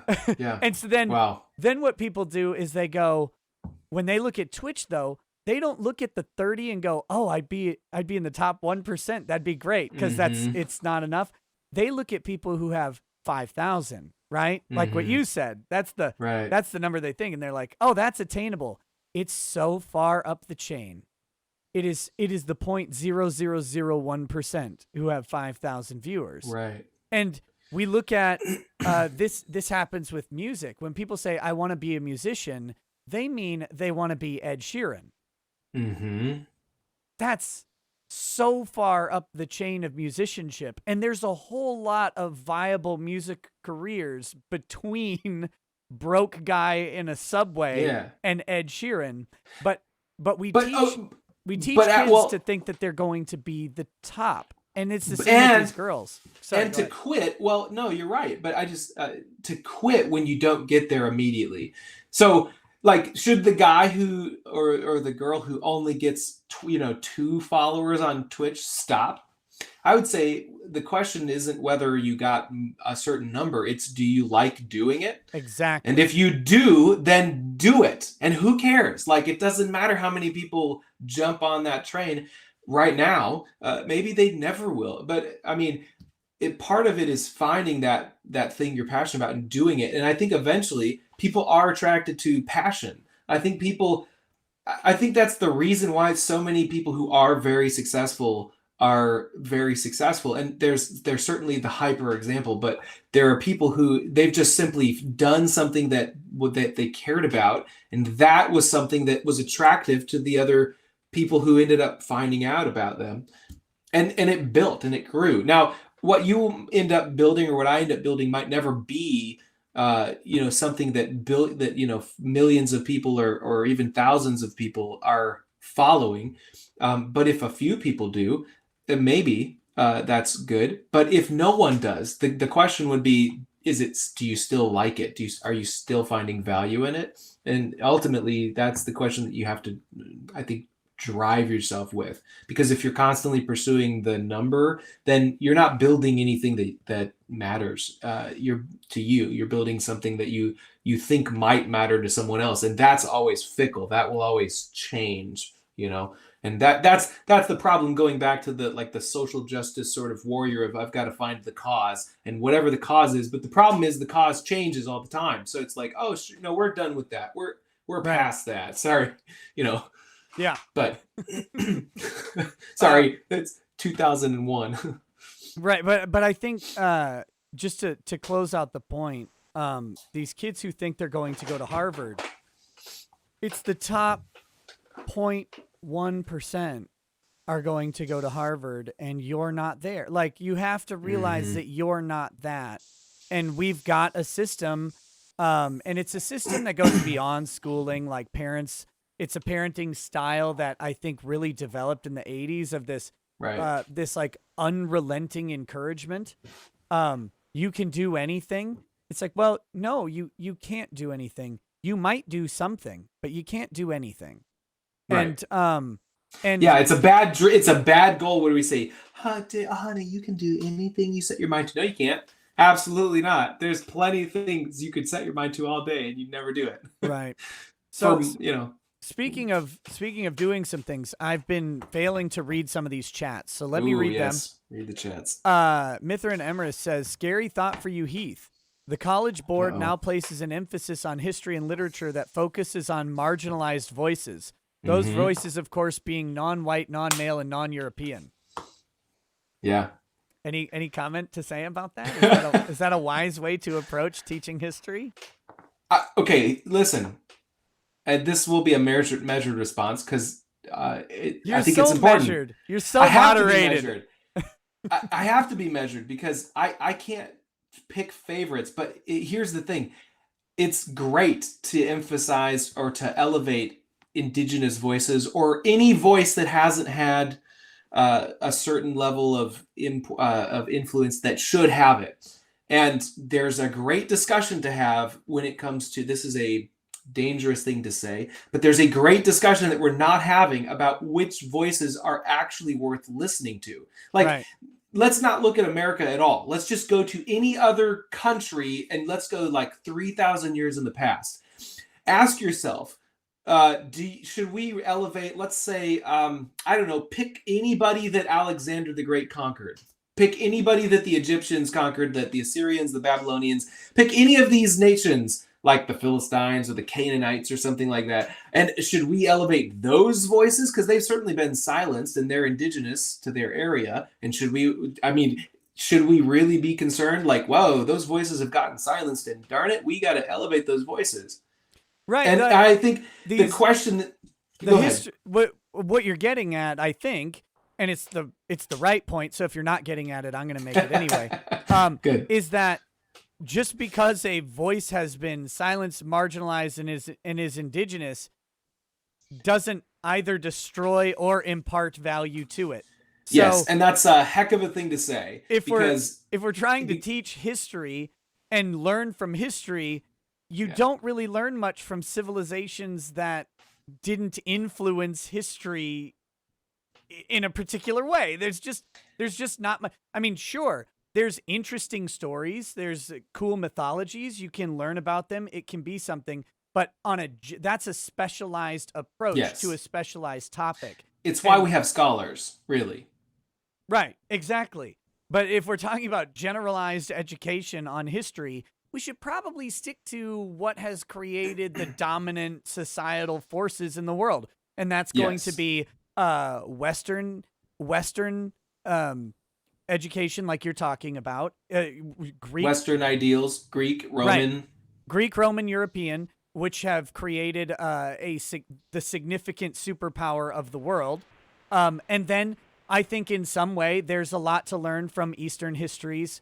Yes. Where especially we've got China with growing influence. We've got Japan has been at one time or another a superpower on the world stage. There are interesting and important discussions to have about there on a generalized sense. You have to Yes. know why Japan attacked the United States, in part to understand World War II. So, learning about these histories has value and import today. Learning about the history of, you know, let's pick what the various Mesopotamian cultures that didn't Yeah. make it, right? Like Right. the Ugarites or whatever. Like Yeah. Ugaritic text is very interesting. It's not really helpful for most people. Well, but so here's an interesting, and it's actually it's a shame. But when we think of any type of Eastern culture, and I'm specifically thinking of Chinese culture, what we forget, because it is important to say, yes, the Western values have largely shaped the world as we know it today. Not every part of the world, but there's a significant influence there. It's not the only one, it's not the only important one, but it's ridiculous to ignore it. But the worst part about it is that when we're talking about I don't know, the East versus the West or something like that, we don't actually have a great grasp of, let's say, the Eastern philosophies or the Eastern ideals, especially in China, because of the purges, Nick. Yeah. Because I the mean- communist ideals, which also originated from the West, infiltrated an entire country, and then they purged their history. They purged their art. They purged their thinkers. They purged their philosophy. So only things that survived are the things that were approved by the struggle committee. So the struggle committee. yeah, like I'm not kidding. Like that, No, you know this happened, right? Do people Yeah. know this happened? They do. Like in China, this is not Here they like, do, definitely. This is right. This is decades ago. This is not hundreds of years ago. This is like you were a professor teaching a discipline that like you know the committee, whomever, decided wasn't good enough or was against party doctrine, and so you had to stand in front of your peers and be humiliated until you essentially renounced your intellectual integrity, and then they burned the stuff, the historical thousands of years of rich, deep history. So it's like, that's a travesty, and it would be wonderful to have that contribute to the society we live in today, but it's gone. Not all of it, but Yeah. it's gone. And Well, so it's hot a weird take. thing, you know. So I'm sorry, I'm ranting about No, it's okay. communist purges. Hot take though, what you described just now about how China dealt with their problematic histories that went against the state. Oh, We're doing it right now. right. That's right. That's what we do on social media. We Yes. take someone, we humiliate them in front of their peers, we make them debase and degrade their own ideas, apologize for them, and then we excise them from history. Yes. And it's amazing. We're doing it in real time. The only difference is we're not doing it as a government. We've just decided now to allow our people to do it, and we're all on board with this. Everybody, Right. Outside of the fringe voices, right, who are not allowed, we're the only people saying, hey, maybe this kind of looks like the bad things people did in history that I learned about. and maybe we shouldn't do this. But everybody else, from woke Coke, right, Yeah. to everybody, every major corporation is fully on board with this. We saw it with, Yeah. not to beat a dead horse, but Gina Carano's removal from Disney is exactly this. Like, whoa, whoa, whoa. Yes, They it wanted is. they wanted her to sit in front of a council of Yeah. 40 LGBTQ ambassadors Ooh. on Zoom. One Gina Yep. Carano, 40 ambassadors to sit and, they were going to get each 5 minutes to just go through a shaming ritual, right? And Yeah. and then she wasn't even going to be allowed to stay. That's the brutal truth of that, is after she endured the humiliation and the shaming, she wasn't going to get to stay anyway, Right. because they had to make their point. But this is what we're doing, and it drives me crazy.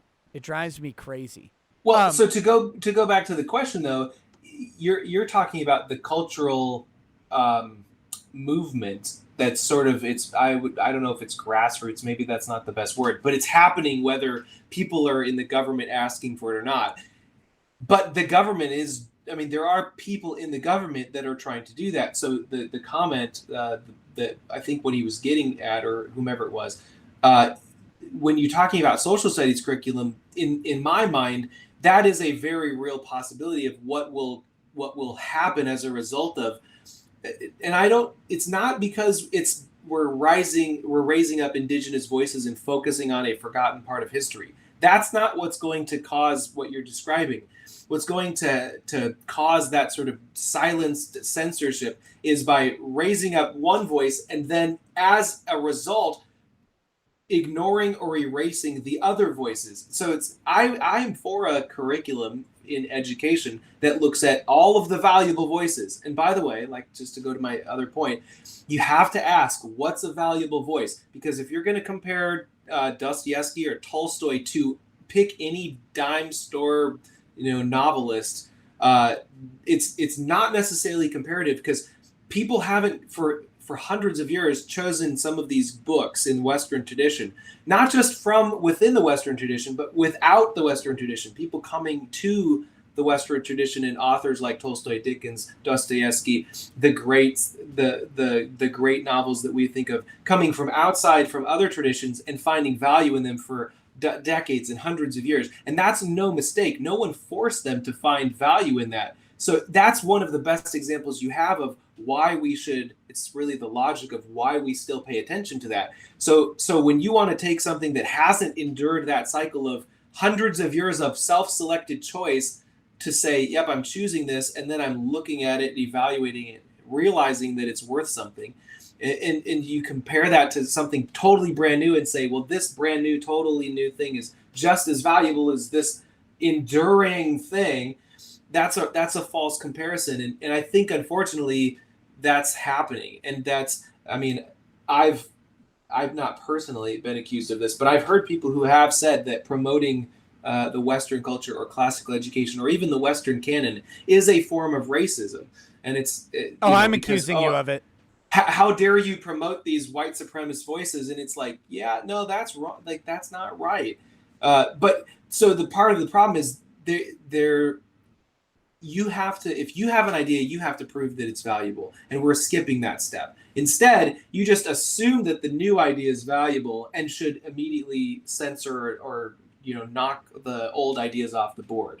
That's a huge problem. So to the back to the comment, yeah, it's a concern about educational integrity, whether we can actually talk about these sorts of things without being accused of, the example you gave, or whether we can.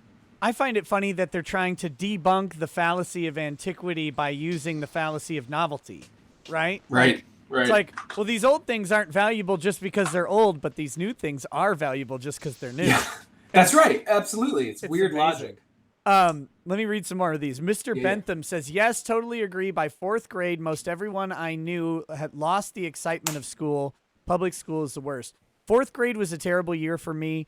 But I always thought that was just me because that's the year I moved to Minnesota. So I started school in Texas, and in Texas, you start school about a month earlier than Minnesota. And so then I started school a month early, moved in the middle of the year, and so then I ended school like an hour late, another a month late. So I was in Right. school for something like 11 months in fourth grade. It was awful. And so I thought that's why I hated it, but I don't know. That might not have been the reason. But It, yeah, well, I mean, yeah, sorry, I don't need to comment on every one of these, but I agree, and it's a travesty. I hope that we can do better. yeah, well, we'll see. Bang Bang says I went to a small private high school. One year we had a teacher that was easily distracted. We used to get him talking about random shit, and it was easy to keep him going. So we never did anything in that class. You know, that brings me to take that to a random place. I did have a teacher who was like you were talking about. I thought about it, and it was my chef training teacher. And Hmm. he was a chef. He used to be the head Yeah. chef at Murray's in downtown Minneapolis for like 10 years. He was also Secret Service. He was a Marine. He was a really interesting guy. And he said, in my class, you're going to learn way more in the chef training class about life than you're going to learn in any other class that you take. Hmm. And in a lot of ways, it was true. Like he did um, for one, he taught everybody the basics of being like a line cook because that was the basic class, right? It was Right. an introduction to chef training. So you had to learn how to just do basic prep work and cook some really simple things, like if you're going to go work at a diner. And then, but with that, we had it was literally you got an A or you failed every day. Hmm. That was how he did grading. There was no C day or B day or whatever because in the world of the culinary world, you either get an A or you get an F. You either made Yeah. someone's meal right and they liked it or they didn't. And so if you had grease on the side of your plate, for example, like on the little rim, um, Yeah. Yeah. and you didn't wipe that off before presenting your dish to chef, you failed for the day. If you Right. dropped a plate, you failed. If you threw away garnish that could have been used on another dish, it's like that's 10 cents. You Yeah. fail. You can't run a Yeah. restaurant if Yeah. you're throwing away 10 cents with every plate that you make. You don't have the budget for it. And so, he instilled things like the value of hard work, attention to detail, budgeting, economics. Like this is all built into this Yeah. stupid Yeah. class on how to cook these Right. basic things. And it's like, um, uh, in a way, like I'm guessing in Bang Bang's class, if you had a teacher that's easily distracted and willing to explore subjects with students in a dynamic way, that those kids are probably learning more from those teachers than they are from, someone who's going to get up there and read a book that was given to them by a Yeah. curriculum administrator. I mean, that's what I was gonna say. I was gonna challenge.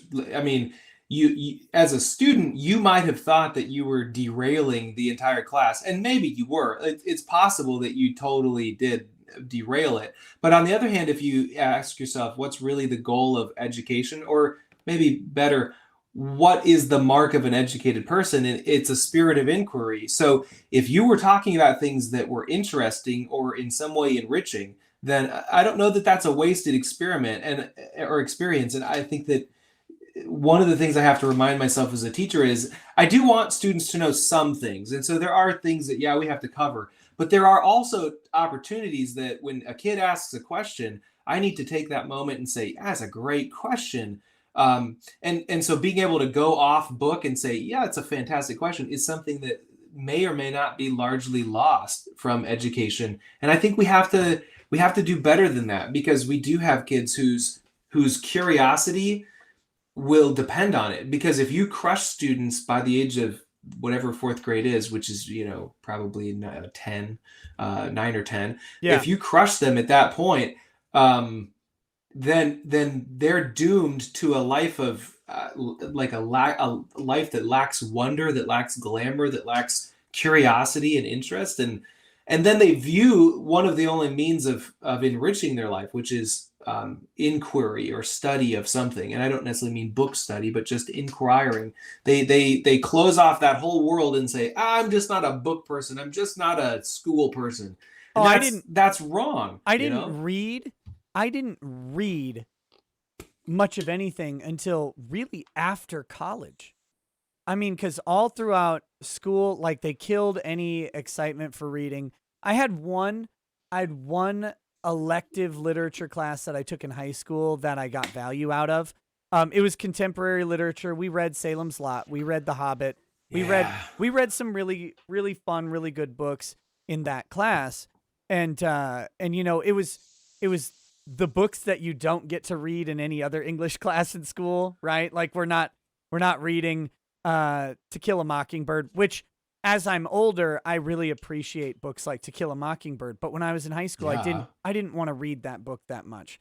Um, and that's because they killed that desire. They made us read so much garbage that they killed that for me. And it took me a really long time to develop an actual interest in reading for my own pleasure or actualization. Yeah. I What hate was that. it? Was it that they made you read something that you didn't immediately like, or was it the way that they made you read it? It was just I think it was the method. It was these are the books that we're going to read, and then they just crammed them down your throat, and and and we didn't. It was like they always had. Again, it's a manufactured curriculum written by some weirdo in some dark room and then distributed out. Hmm. And it's not like my high school teacher picked a book and said, God, this is a book I want these kids to experience because I read this book and Hmm. I got these things out of it. Like I could make a reading list if I were going to teach a literature class, and it would have no cohesion to it, but I would pick a series of books that I liked and got value from, and then I would try and balance that in with length and those sorts of considerations. And then I would say, these are the books that I know I can teach these literary concepts from personally. But if you put me in a class to teach literature and hand me a curriculum written by someone else with a list of books, I can't do it. And I don't think many people actually can pull that off. And It's hard. I think that's part of the problem with how we teach literature to kids. And so the teachers who are going through these books, they don't have any joy in reading them. It's not a book Right. that they picked either.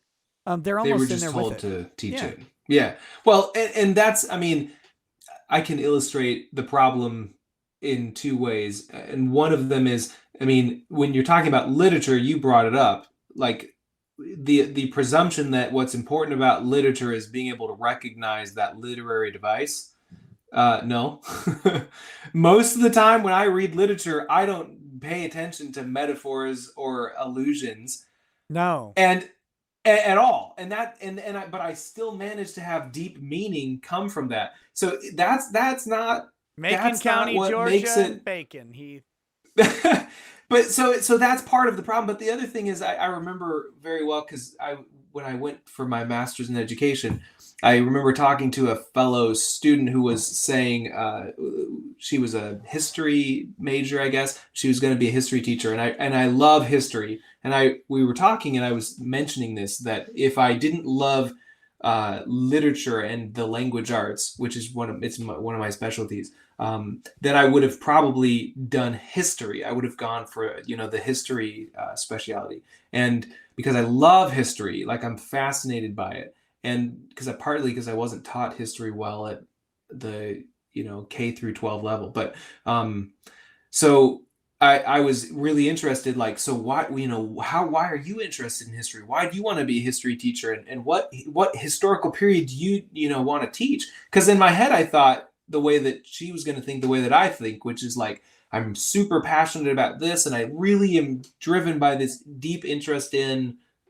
And she said, "Oh, I don't know. It seemed like it would be kind of cool to be a history teacher and kind of easy, because it's not like there's not as many standards as in some other things. And so I'm going to try it out."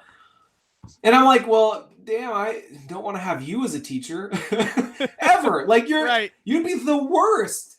Yep. Because but so the teacher that you described and the teacher that person may or may not have become, I don't know. I hope not. But that's unfortunately too often the type of teacher that the kids end up encountering. And so it's no wonder that their imagination and their curiosity gets trampled, because they have some person who's teaching them, presuming to know, who doesn't even care about what they're teaching. And that's a fundamental problem that it's easy to say we have to have teachers who care about curriculum, but it's really hard to find teachers who really do care about that. And so I don't know, could probably say more about that, but well, we could, and there'll be more opportunity. Brandon Temmel, who I think you may know Brandon, right? I know Brandon. He says, "Hey guys, loving the conversation. With our society lacking male role models, I think we need more men speaking into the next generation of men. What general advice would you pass on to young men?" What do you have an idea, or should I start? Because if you have an idea, well, look, I was drunk ranting about this the other night. All right. No, it's the theme of this conversation in a lot of ways. It is one, I think we need young men need to know, this is my opinion. Young men need to know that you are built to lead, you're built to create, you're built to do. That's part of who we are as men. That's what we've done. Whether you want to say that God did it or that we've evolved that way, that's something that we have inside of us. And so you should never feel like you shouldn't be trying to lead, make, do. Those three things are critical to being a man, in my opinion, and they're critical to that self-actualization, self-fulfillment. So with that in mind, leading, making, and doing does not mean, and this is where it ties into our conversation, it does not mean gathering a bunch of likes and clicks somewhere and then running out with your ideas to give them to the world because you're so wise. What it means is fostering relationships and projects and passions in your own life and in your immediate sphere of influence. And if you make, you build, you do, and you lead in those areas, you will grow that sphere to some level. It doesn't mean you're going to be a worldwide social media influencer. It doesn't mean you're going to be a celebrity. It doesn't mean you're going to be a billionaire. It doesn't mean any of those things, but it will mean that you'll have been successful in doing what you're wired to do. And that's the whole world of options within that sphere are at your fingertips, but you should be leading, making things, and doing things. And don't ever let someone tell you that you shouldn't because you're a man and you need to step down for someone else. We're not wired that way. Go lead, make, and do, but actually do it and keep your expectations small and then let yourself exceed them. Yeah, this is great advice. I mean, I'm largely formed by similar beliefs, but I've been really deeply influenced by people like Jordan Peterson, who, if you ask, when he's been asked that question, he'll say something like, "Find the heaviest load you can carry and carry it." Wrong. And he will say, "Find the heaviest load you can carry and carry it."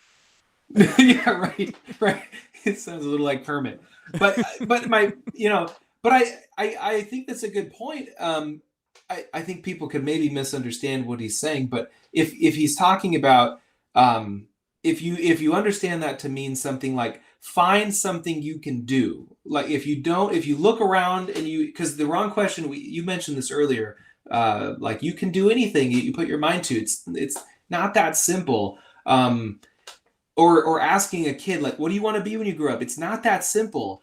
You can't just decide. You have to experience. And so to some extent, you don't even necessarily know what you want to do. And so I guess to a young guy, I would say the best advice would be to, first of all, you need to look around and identify what things that already exist in your life are good that you like and what things don't you like. And then you have to face the choice of, do I actually have any way to change these things? And if I do, what is that step? And that's gonna, going through that process is gonna get you to a place where you're doing something that you like. Like if I'm working a job and man, this isn't ideal and I don't like this, then you have to ask yourself, okay, is there a better job? Is there another job I could just like go to that would be easy to get, or am I not quite qualified there? But you have to ask yourself the questions about, and be honest about it, and ask yourself like, what's that next thing you should do?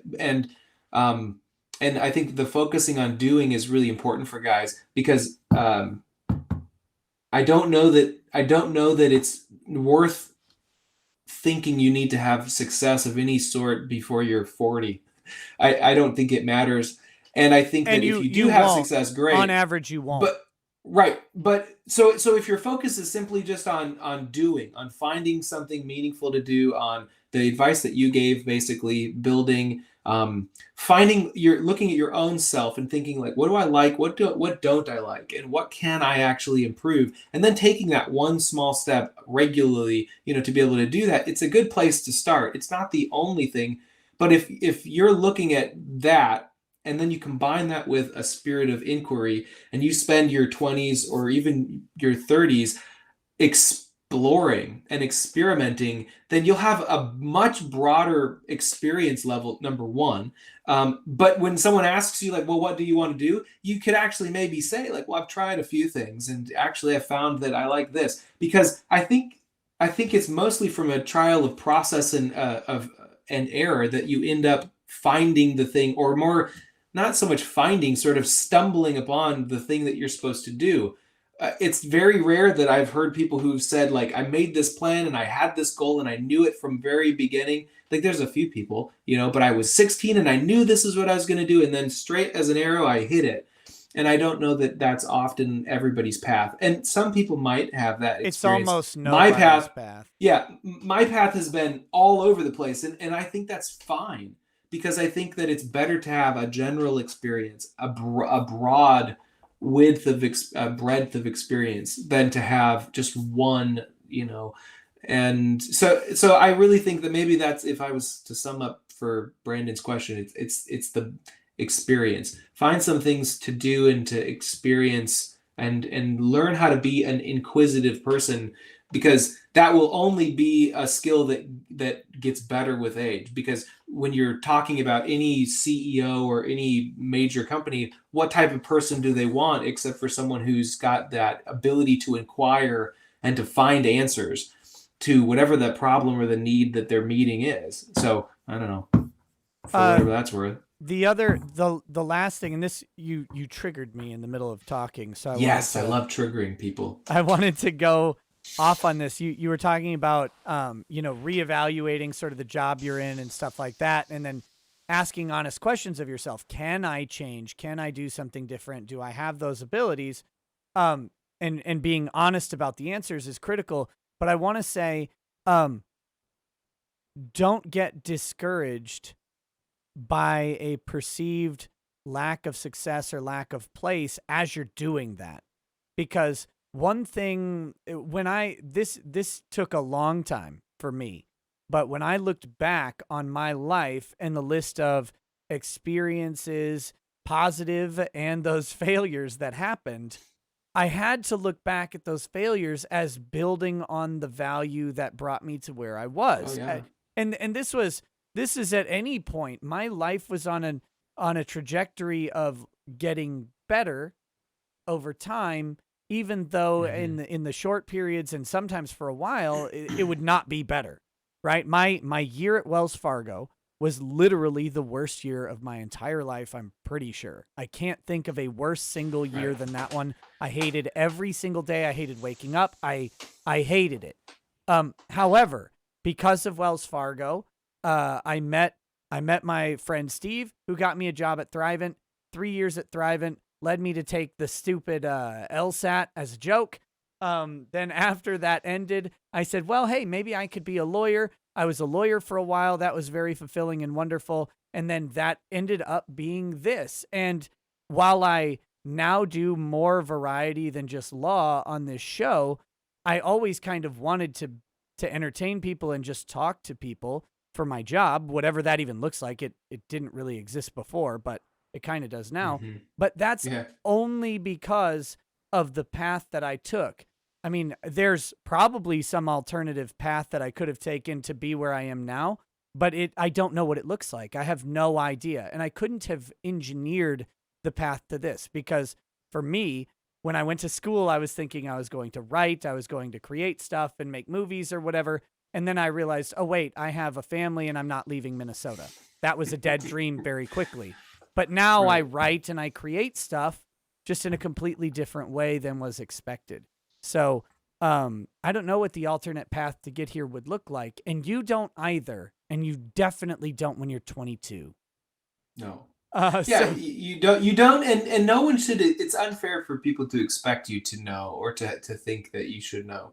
But you're right. I and part of the evaluation process is, you know, just because it's bad doesn't mean I have to quit it. And I mean, I've had jobs that I didn't like, but I still did my best at them. And because I think that there's a principle there that I'm going to do my best, even if it's not my ultimate place. If it's not, this isn't my passion, so I'm not going to try hard. It doesn't sell anything to anybody. You'll never be successful with that attitude because no one will ever give you a chance to do what you're passionate about if you don't show them that you can actually do good work right. regardless of the passion. So it's like you do have to put in some time, and I know that's a sort of cliche of like you got to put in the time, but there is a certain amount of you've got to go through a certain crucible to prove yourself to some extent. And the other part of it is developing resiliency because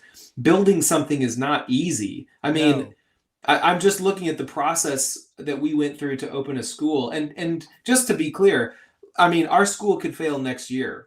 Lots of charter schools fail all the time, and it's not necessarily their fault all the time.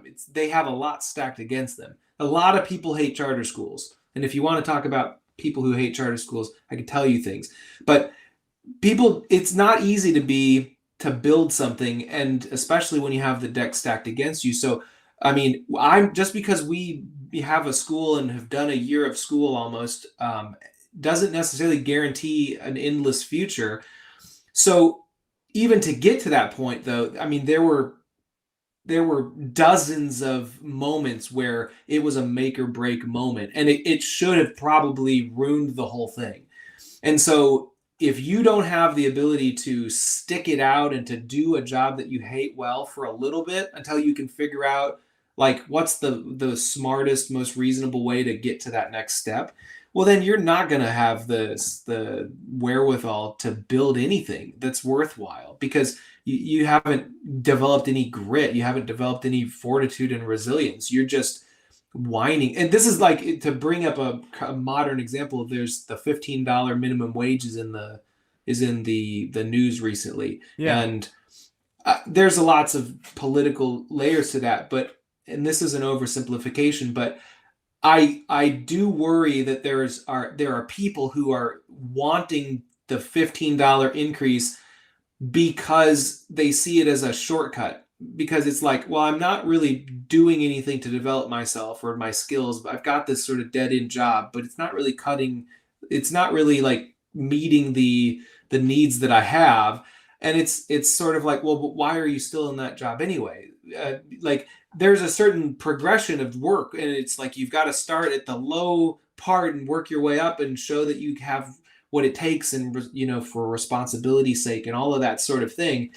And I feel like our society is all about saying like, nah, let's give you the shortcut here. So we're just training people to like do a half-assed job handing burgers out of a window and not caring about it, and then paying them a lot more money than is probably worth for that type of job, Is and it then saying like, oh, but you deserve it though because you're a human. And that seems a little backwards to me. is it is it intentional? Is the idea of trying to teach people to aim for the shortcut, is that an intentional way to prevent people from reaching the higher levels? Do you think? Maybe. Uh, I mean, I, because it's weird that we have an entire education system full of like uh teachers don't take this the wrong way, but definitely do. Full of people who never reached the higher level, right? Like the Yeah. the the standard teacher did not make $1 billion and then go back to benevolently teach or something like that. Right. They ended up in a middle class, middle income profession, and they go on to teach the next generation, and they tell them to take they I shouldn't say they tell them to. They teach them a curriculum geared on this false notion that they will make it beyond what those teachers have made. And it's a really Hmm. weird sort of system to teach. Now, I'm not saying that all teachers, failed or anything like that. There are a lot of people who chose the career of teaching. They make that sacrifice, in economic sacrifice for a different purpose, which is this is what they want to do.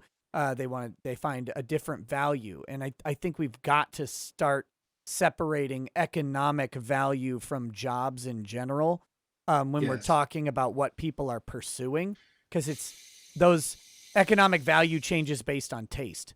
I mean, heck, in 10 years, we could have a completely different society with where the state overemphasizes education and teaching jobs could go through the roof on payment through an act of Congress. I mean, who knows what the Hmm. future holds? But so I'm not trying to draw a distinction there. I'm just saying that uh, it's weird to have people teach a system of shortcuts to kids when the system put them in this place, and they're telling kids that they're going to make it to some other place by following the system.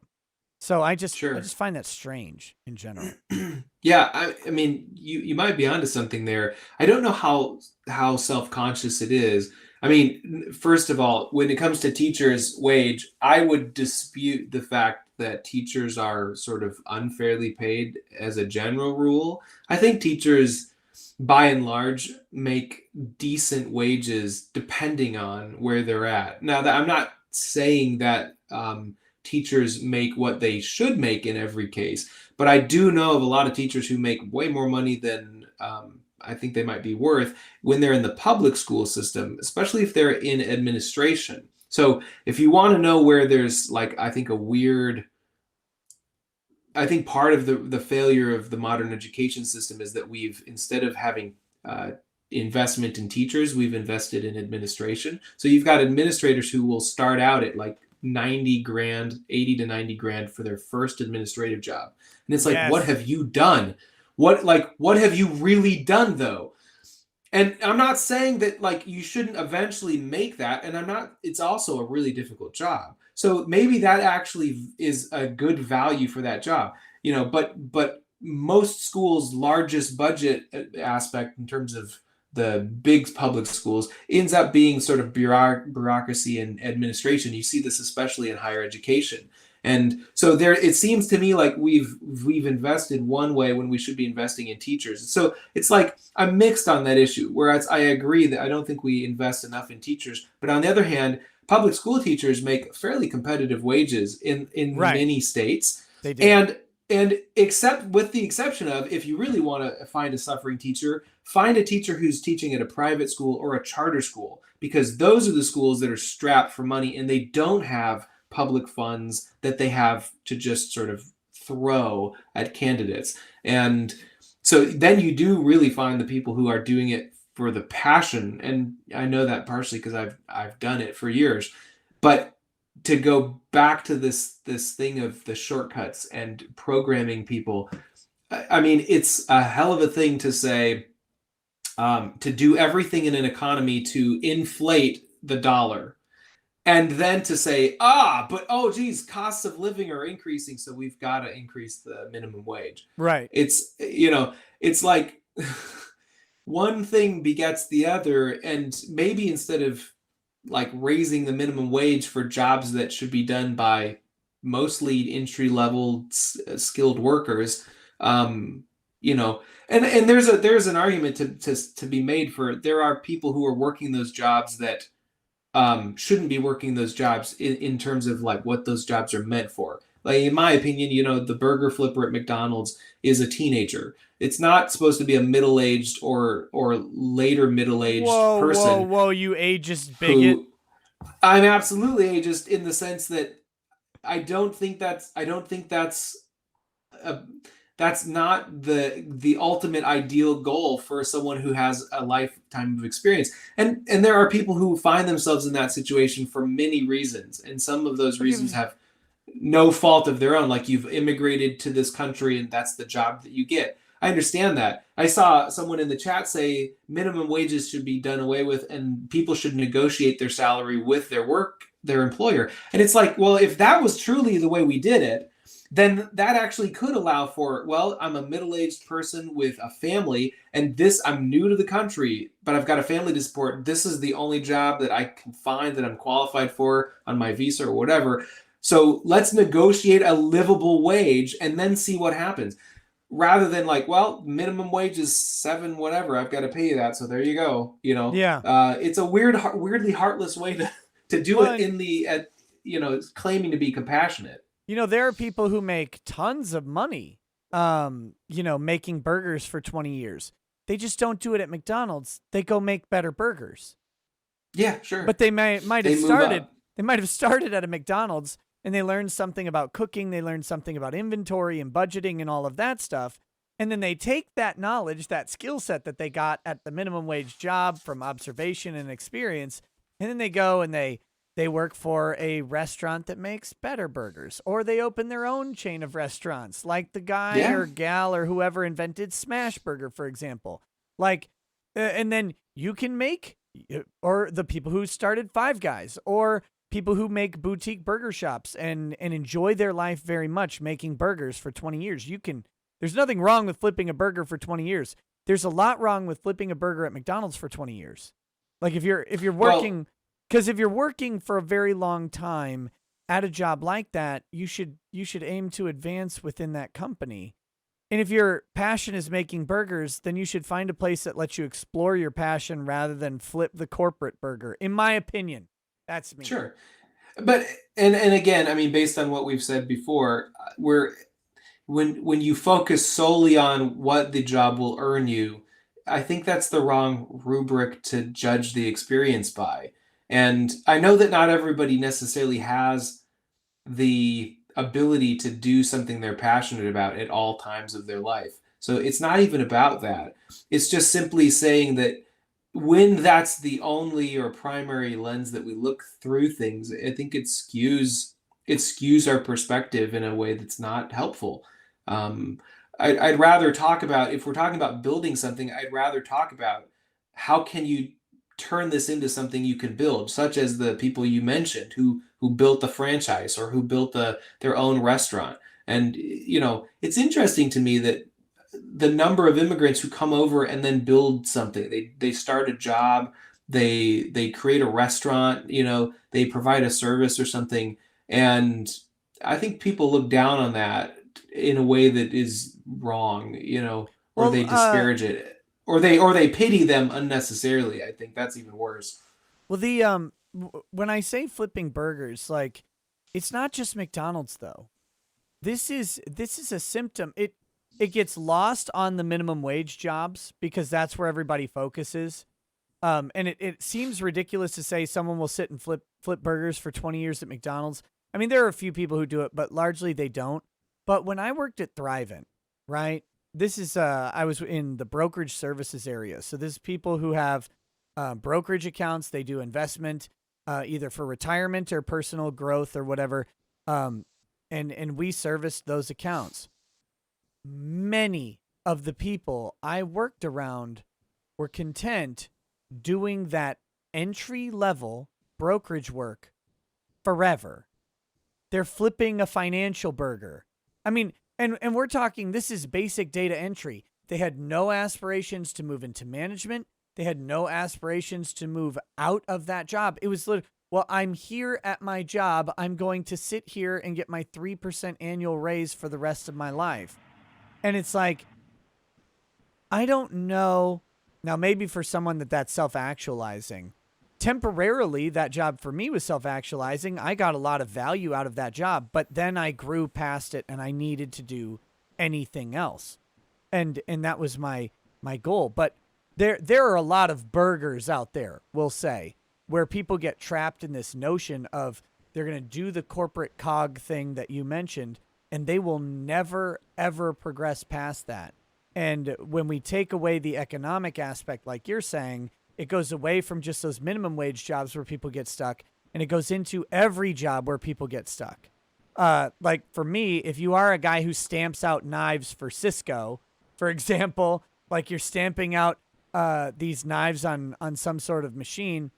Personally, I think you should be working towards doing something different than stamping from the machine every year. If you're CNCing one part on a line, I couldn't do that for 20 years, and I really do not think. Going back to the question from Brandon, I don't think men were built to do a menial task for 20 years straight. Now, maybe you are for economic sustenance, and if you are, I really hope you find some passion that you can do. But I think there's a lot to be said about taking what you do every day and using that to advance, not to stagnate. Yeah. Well, I'm just trying to think critically about what you were saying, because I guess one caution would be that you don't necessarily need to disparage the burger flipping. Like, it's perfectly reasonable to say it's your choice, or it's your circumstance, and you can do that. And I think in a society like ours, there's more choice sometimes than we might give ourselves credit for. And some people will say, no, I got trapped in this, and maybe that's true, maybe it's not true. I mean, I would question whether it's always true, and I would question whether there's never any opportunity to go beyond that, if that's what you really want. Because I think ultimately we do what we really want. We find a way to make that happen a lot of the time. And I don't mean that as some sort of universal rule, but so it's like, I don't necessarily feel a ton of compassion for people who will say, I got stuck in this job, and for 20 years I just kept doing this, and darn it, I'm making this horrible wage, and it's just unfair, and woe is me. It's like, yeah, for 20 years you just kept choosing to get up every morning and go do that job faithfully. Like, that seems like not something you were trapped in, but more like something you committed to. And that's fine. There's nothing wrong with that if that's your choice. So I don't want to disparage that. But the other thing that I would challenge is, you were talking about finding your passion, and I think that's good. But I wonder, my question maybe back to you is, can we prop up pursuit of a passion in a way that's going to aim us wrongly, that's going to veer us off course, where we're constantly pursuing something we're passionate about, where we interpret passion as emotion versus either utility plus meaning, or some variation of that? No, I think you can. I think you can certainly get dangerous about whimsy, right? Right. Like and passion can very quickly be confused with whimsy. And that's why I go back to my high school classmate who, he did his job faithfully. He maintained airplanes, right? But where his passion was, and it may never amount to a career change or anything like that. Where his passion was is making knives. And if he's going to do the thing that he's not passionate about for a long period of time, I'm just saying, find what you're also passionate about. Like if you're gonna flip burgers, and I'm not disparaging the burger flipper, but like if you're flipping burgers is your thing, go flip a better burger than a McDonald's burger. Like work up, like seriously, do it. I think you'll find value in flipping a better quality burger. But if you're flipping burgers because you have to feed your family, or if you're running that CNC machine because you have to feed your family and that's your grind, I'm saying it's important for people, men, because I'm a man and I feel like I can speak into that space, but women, I think it's true for them too. I do think it's important to find a passion that motivates you beyond, I have to get up and get this paycheck because I have to live. That is a motivator. But I do think that there's room in everybody's life to find something that brings them that self-actualization. And this is America. Like with w- you can be broke in America and be in the top 1% of the world. We are we are in the top triangle of Maslow's hierarchy. Yeah, We're there. absolutely. Everybody is there. Now, maybe not this month because you've had a hard month or you're unemployed for a year and you really need to focus on a thing. That's fine. But you have time to find that passion. And I've seen so many people who get wrapped up in this fact that they'll never be able to do it, but and that becomes self-fulfilling. So that's my only caution there is yes, passion and whimsy can lead you down wrong paths. That's for sure. Anything kind of can.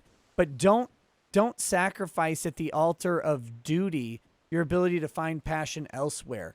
Right. I'm fully saying like I did the duty thing for a long time, and if YouTube canceled me tomorrow and I wasn't able to do anything on social media, I would go do the duty thing again. If it was a lawyer, I'd be a lawyer. If my law license was revoked tomorrow, I'd flip burgers if I had to. That's just the way life goes sometimes. But in the meanwhile, between the shifts, I think being a male requires you to do something to drive towards something. And if my day is consumed by the drudgery of something that is a necessity, I will make the time to self-actualize because we still have the opportunity to do it. And I'm just very concerned that we're telling people that they don't have time to self-actualize, and they Well, really do. w- well, right, and I mean, we're going to get a new round of stimulus checks, and I'm sure there are a lot of people who desperately need those. And so I'm not saying that that's inherently bad or evil, but I do have a concern that what you're talking about is you're saying, perhaps the problem is the person who's in this job that they don't like, they don't hate, it's not their, or they hate, it's not their passion, but they stay there and then they want to be elevated in that position. They want to be paid more money, they want more benefits for just doing the same thing. And that's the sort of shortcut that you were talking about earlier. As a society, we I think are creating more and more opportunities where we're short circuiting the because I think it's for me it building something, the final product isn't necessarily the most fulfilling part about it. It's the process. And when Yes. you take away the process of building something, when you take away that out of people's life and you just give them the end product, so it's like you're giving them this check, but you didn't do anything to earn it, that check means nothing to you. Now, I mean, it might pay for your groceries for a couple of weeks, and that Dude, might be really helpful it's now. going to Foot Locker and you know it. It's going to It buy might, it probably will. that's It's going where to it's be, going. it's going to entertainment or something. I mean, but excuse me, but I mean that's the thing that I'd be concerned about is that when we give away too much, we want to we're trying to get people towards that end result. We want them to feel that sense of, oh, you built something, you've got something valuable here, and yet we've taken away the precise means of actually gaining the value, which is the process, and the process is hard. So you've got the problem of, well, it's hard, and so not many people may want to do it, and so it takes a lot of energy and motivation to just do it. And then when you've got people offering free stuff, well, then there's no motivation to just do the hard thing because I can just circumvent it. And so I think we're going to shoot ourselves in the foot as a society by creating people who we have a lot of stuff, but we're really just sort of unfulfilled and dead inside. We haven't really built anything. We've just sort of spent our days doing the cog. I mean, this is somewhat of an aside, but I was talking to a friend who he was worried about soft totalitarianism. We were comparing soft totalitarianism, meaning that like the culture forces you, much in the way of the instance with Disney and Gina. I forget her last name. What's her last name? Carano. Carano. Yeah, Carano. Gina Carano. That's a sort of soft totalitarianism where you've essentially stripped someone's dignity, someone's position, their ability to earn money based on a sort of social collaboration of criticism. But it's not like hard totalitarianism, which is like the government comes in with soldiers and takes and puts you away and Yeah. silences you that way. We do it in totally different ways that are sort of soft, but the end result is the same.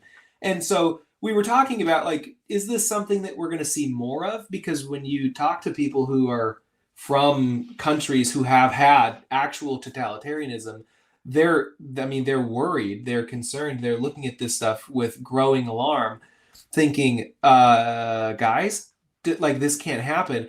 And so the question is, um, are people going to care? And the my friend commented, because I don't think this will be a violent sort of thing. I think they're just going to lull us and entertain us. And his point was like, nobody's going to pay attention because it depends on what's on Netflix, right? Like, Yeah.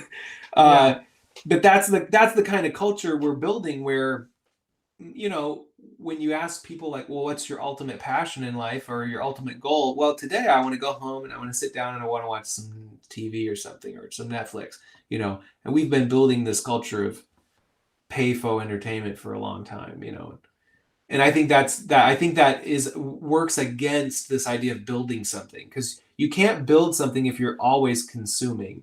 Right.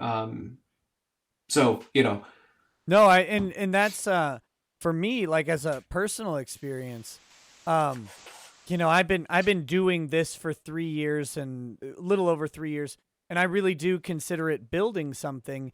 And before that, I was trying to build my law firm and stuff like that. During that time, it's only in the past 6 months that I've started watching TV again. I didn't watch TV. I did not consume that product Mhm. for something like 4 years. Um, Prior to that, uh, I started playing video games again before that, but there was about a 3 year period I didn't play video games either. No video Yeah. games, no TV. I was building something. I was, that's just how it goes. And there really is the consumerism loop is something that takes us away from building, and that is a danger. I do think people should consume stuff. They should enjoy hobbies. They For should sure. have escape. But I'm telling you, the most productive years of my life have been times where I took big breaks from consuming. And these days, people ask me all the time, "Did you see that thing on YouTube?" No, I didn't. I barely watch any Yeah. YouTube. I don't. Frankly, I just don't have time. I'm I'm I'm busy trying to build or create things. So, Yeah. um, I think there's a big thing there. The other thing that I think you're saying, which is funny, I was reminded of, is very Randian what you talked about. By the way, the idea Yes. that we're divorcing the meaning of currency from what it is. Currency is a representation of work put into paper form. Like, Right. that's what it is. Currency, prior to currency, you built a chair and gave it to someone in exchange for a bunch of grain that they grew. Like, that was the currency was your labor. Fiat currency that we use now is a shortcut to representation of labor. So when we're Mhm. giving people stimulus checks, and certainly there are people for who a stimulus check is very necessary right now. We're not denigrating that in any way. And I think that the government has shut us down. They do need to compensate people for it. That being said, you are disconnecting the result from the labor. That $1,400 is supposed to represent labor that you put in. That's what Right. currency is. And someone in the chat said, being a short order cook is a high skill job. I agree. And that's what reminded me of Ayn Rand, because that's an Atlas Shrugged, right? The professor Yep. of John Galt and Ragnar Danisjold and Franco d'Anconia was the professor when Dagny Taggart meets him. He's working a line cook at a restaurant, and and And the it was like one of the best burgers she'd ever had, or meals, or whatever she ended up eating, no, if I recall. it wasn't one of the best. That was the interesting thing about the scene. I remember it pretty vividly.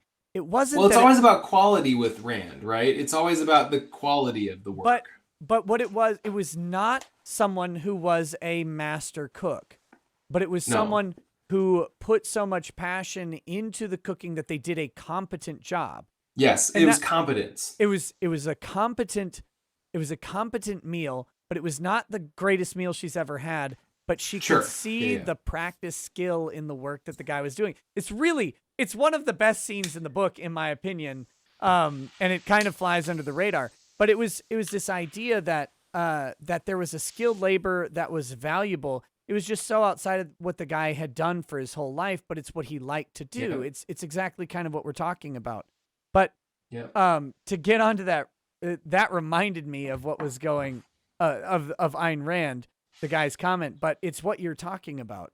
The money is supposed to represent the labor, and we've gotten rid of that concept so much in America, all over the place, where now the money is this necessary thing that you have, and there are various ways to get at it, and labor is one of them. But it's always supposed to have represented a unit of labor. That's what it was. And I do think that aside from all of the inflation issues and stuff with throwing out money and increasing the minimum wage, what inflation represents is the overvaluing of labor, of a particular labor. Yeah. I was watching, I can't remember all of the names. I'm blanking on the name. One of them was a fairly common, or a fairly popular conservative thinker, and the other was I don't know, necessarily wasn't conservative or not, but he was maybe more on the progressive left sort of leaning in Was terms this of on the same economics. show? Yeah, they were doing a little debate. It was a college debate, I should Oh, say. God. It was featured on Okay. the college YouTube. And it was very interesting. It was a great example of, like, you know, good discussion, like respectful discussion of people who disagree on points. One of the interesting things was that it was the conservative guy who was talking about a basic universal income. He was saying, "Yeah, I've kind of changed my ideas. I think this might be a good idea." And it was the more progressive guy who was like, "No, I don't think that's a good idea." And the very reason he cited was exactly what you just said. When you take away, like, the value of the work and the sweat that you put in to getting that money, that paycheck, then you take away something intrinsically valuable from the person that money is supposed to represent. And I thought that was striking. I couldn't believe it, and I respected the man more for saying that, because that's really the crucial part here. I think the more that we subsidize things, I think we run the risk of taking all of that value, and then what left do you have? I mean, your needs are met, your basic needs are met, and to some extent, maybe you can entertain yourself perpetually in this society, and you can pay for it, right? But you have to ask yourself, what kind of existence is that in the end? And maybe it's fine for some people, but I guess I would question the long-term wisdom of too many people doing that too much. In my opinion, a universal basic income is an attempt to accelerate to a post-scarcity society, something like a Star Trek or whatever. Sure. But I don't think we're there, and that's why I have big problems with the idea of UBI because of what you just said. I think, and I recognize the arguments for UBI are based on things like, well, automation is going to take away the ability for so many jobs. We're going to have something to supplement people during this massive transition. I get that concept, but I really do think that there's a philosophical aspect to earning something that is going to be gone. I don't know how we replace it. But yeah, it was Francis Fukuyama, by the way, and then Charles Murray. That was who it was. Those were the two guys. I don't know if you know who those guys are. No, I don't listen to dummies. I've heard of Charles Murray, but I didn't know the other guy. Anyway, for whatever it's worth. I'm joking. Yeah. Nova Zero says, "There we go. Yes, build a treadmill farm and link it to the energy grid. We can put communists on it. Perfect communism right there. They have purpose, and the state gets power. We win. They win." Beautiful. Shadows King 101 says, "Hey Nick, I see you're getting a little too comfortable. So if you would, please ask Heith." You know what? I hate you, Shadows King. Balls or no balls on futa? If you haven't already, you should really think of a way to deal with this question. What? Balls on balls? Balls or no balls on futa? Are you familiar with the futa? No. I see you're not engaging in true Eastern literature, you Western bigamist or bigot. I didn't say I was. I said my claim was that it doesn't exist in its pure, true form. Well, futa is a short version of futanari, which is a style of Japanese art, I guess, that involves a female character with a giant penis. Oh. So in this is not a trans character. This is not a trans character. That's very important. This is a female character with a giant penis. So the question Yes. is Uh-huh.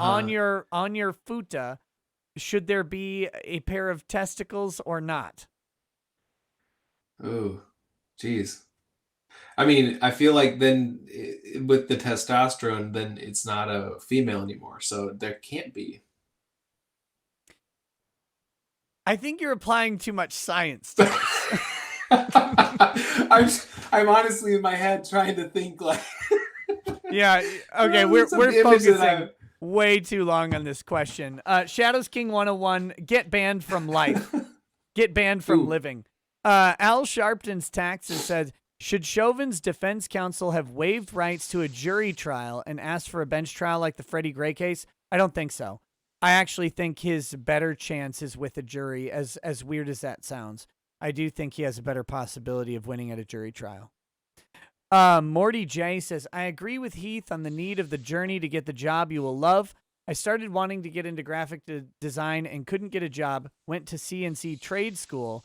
I now want to make figures using both of my skills. Yeah. Yeah, no. nice. I think, see, that's the thing. I think if people get this idea of the one thing they want to do, um, and they pursue, this is what you were talking about, right? Where you're only pursuing a passion, it can lead you astray. I think it leads you Hmm. away from experience and growth that and I think if you were to pick your path at 17, 18, 20 years old even and stick with it relentlessly, you're going to be unfulfilled because you don't allow for growth and change and experience to Right. influence your decision. Yeah. How do you know what you're going to be passionate about next month, let alone 20 years from now?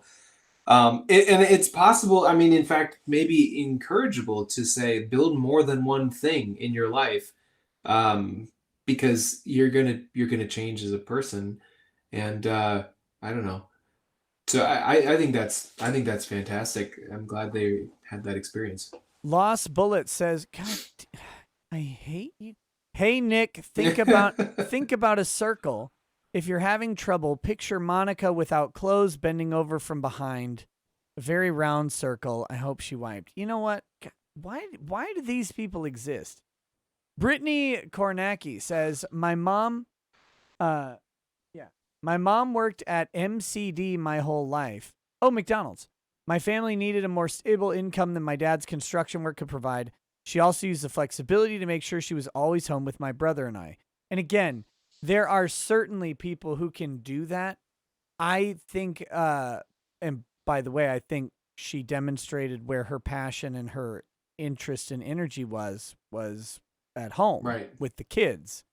If she's utilizing the flexibility but stability of McDonald's to make sure she's providing a better life for her kids. This is why I talk from the male perspective, because if I talk about what I think the female perspective is, I sound like a horrific misogynist. But I think that going back to that God infused or evolutionary maleness as being lead, make, do. I think for women it's vastly different, and I think a huge part of female fulfillment for the overwhelming majority of women, be it from God or be it from evolution, is to provide a home for children and to foster family. I think that's a big part of it. So that's why I tend to keep my advice towards males. That's my opinion on female stuff, but I'm not a woman, so I don't know. That's just my perception of it. But Well, biologically, we do know that men are tend to choose or to veer towards objects and things. Like we do, like you said, we want to craft, we want to build, we want to have the hands-on thing.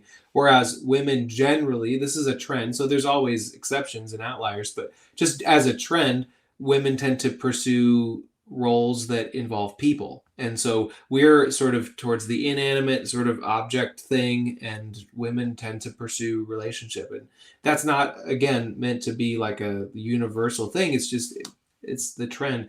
But even the McDonald's thing, I mean, it's no one's saying that you can't have a career at McDonald's.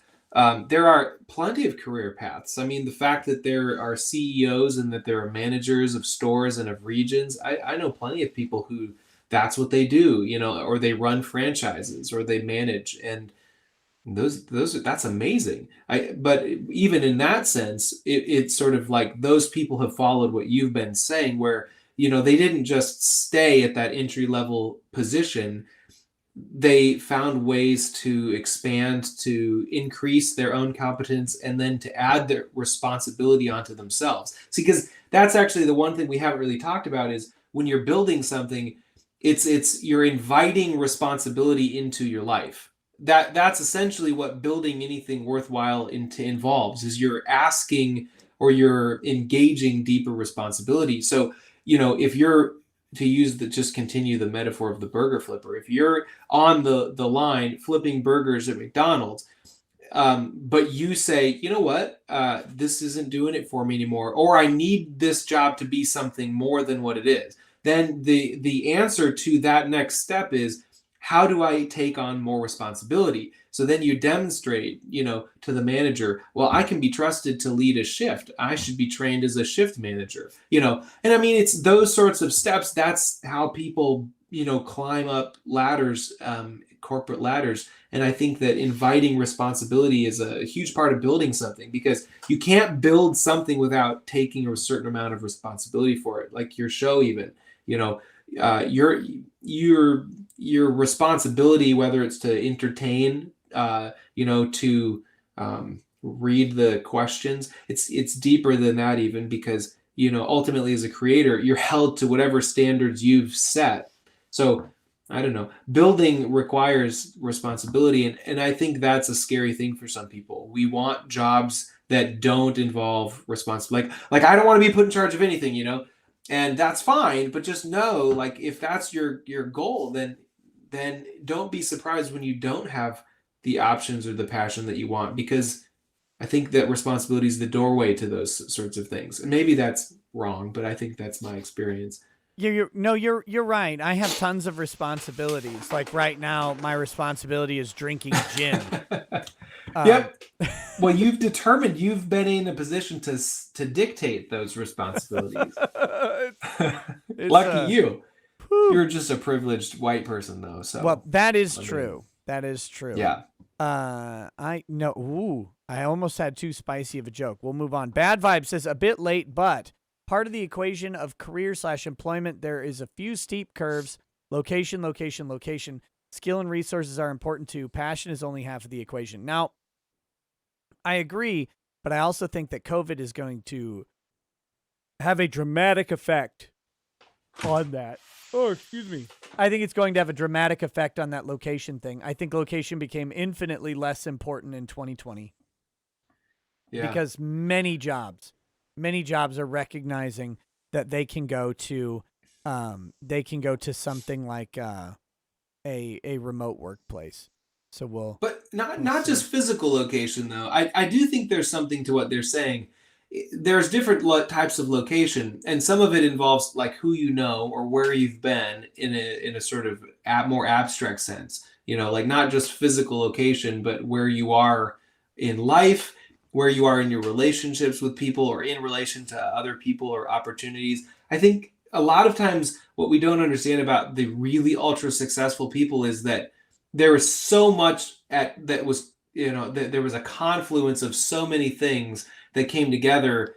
You know, you can't necessarily engineer that, which is why I say it's about pursuing what you're passionate about and not seeking the confluence or the success, like trying to duplicate that. Right. Because if your goal is simply, I'm going to do something that brings meaning to my life, and obviously, you know, what it fills whatever practical purpose you need it to, but if your goal is your own meaning, or the people around you, the family around you, bringing value to that, then you're in a position that no matter whether the confluence of events happens for you or not, you're still in a good place. And so you always have to aim um, beyond just hoping to be one of the 1 in a million lucky people who really hit the jackpot with whatever that passion is, you know? Right. Yeah. No, I fully agree. I fully agree with that. Okay, we're at the point of the show where I need to just go ahead and read through the rest of the chats because I realize it's 2. We've been on for 3 hours already. Yeah, geez. And it went really fast. We didn't even get into the discussion on creativity No, we and didn't. creation. So we'll have to do it again sometime. I didn't bring up your GoFundMe. Oh, People have been asking about the previous GoFundMe, and then now you've got a new one. So I mean, we could briefly talk about it if you want. But the long story short, oh, sure. your last GoFundMe was successful. It was great. You were able to build a library for kids in what, like 7th to 8th grade, right? Yeah. But Yes. now you're at a different school. You still have your library, right? Yeah, Like that went totally. with you. But currently your school is K through 4. So Yes. and you're teaching in 4th grade. So Yeah. you're hoping to supplement some of that. So Yeah. so there is a GoFundMe. I'm going to put it in the description, guys. We're not going to explore it too much. I'll be donating to the GoFundMe. I have told people on this show I will never, ever bring up a GoFundMe and like promote it unless I'm willing to donate to it. So I will do that, but I'm not going to do it tonight because it's way late in the night, and we've been talking about other stuff, and I don't want to like make it about that. But just so you know, the other GoFundMe was very successful, tons of books. However, now there's a new age range, so building out the library more that can travel with them.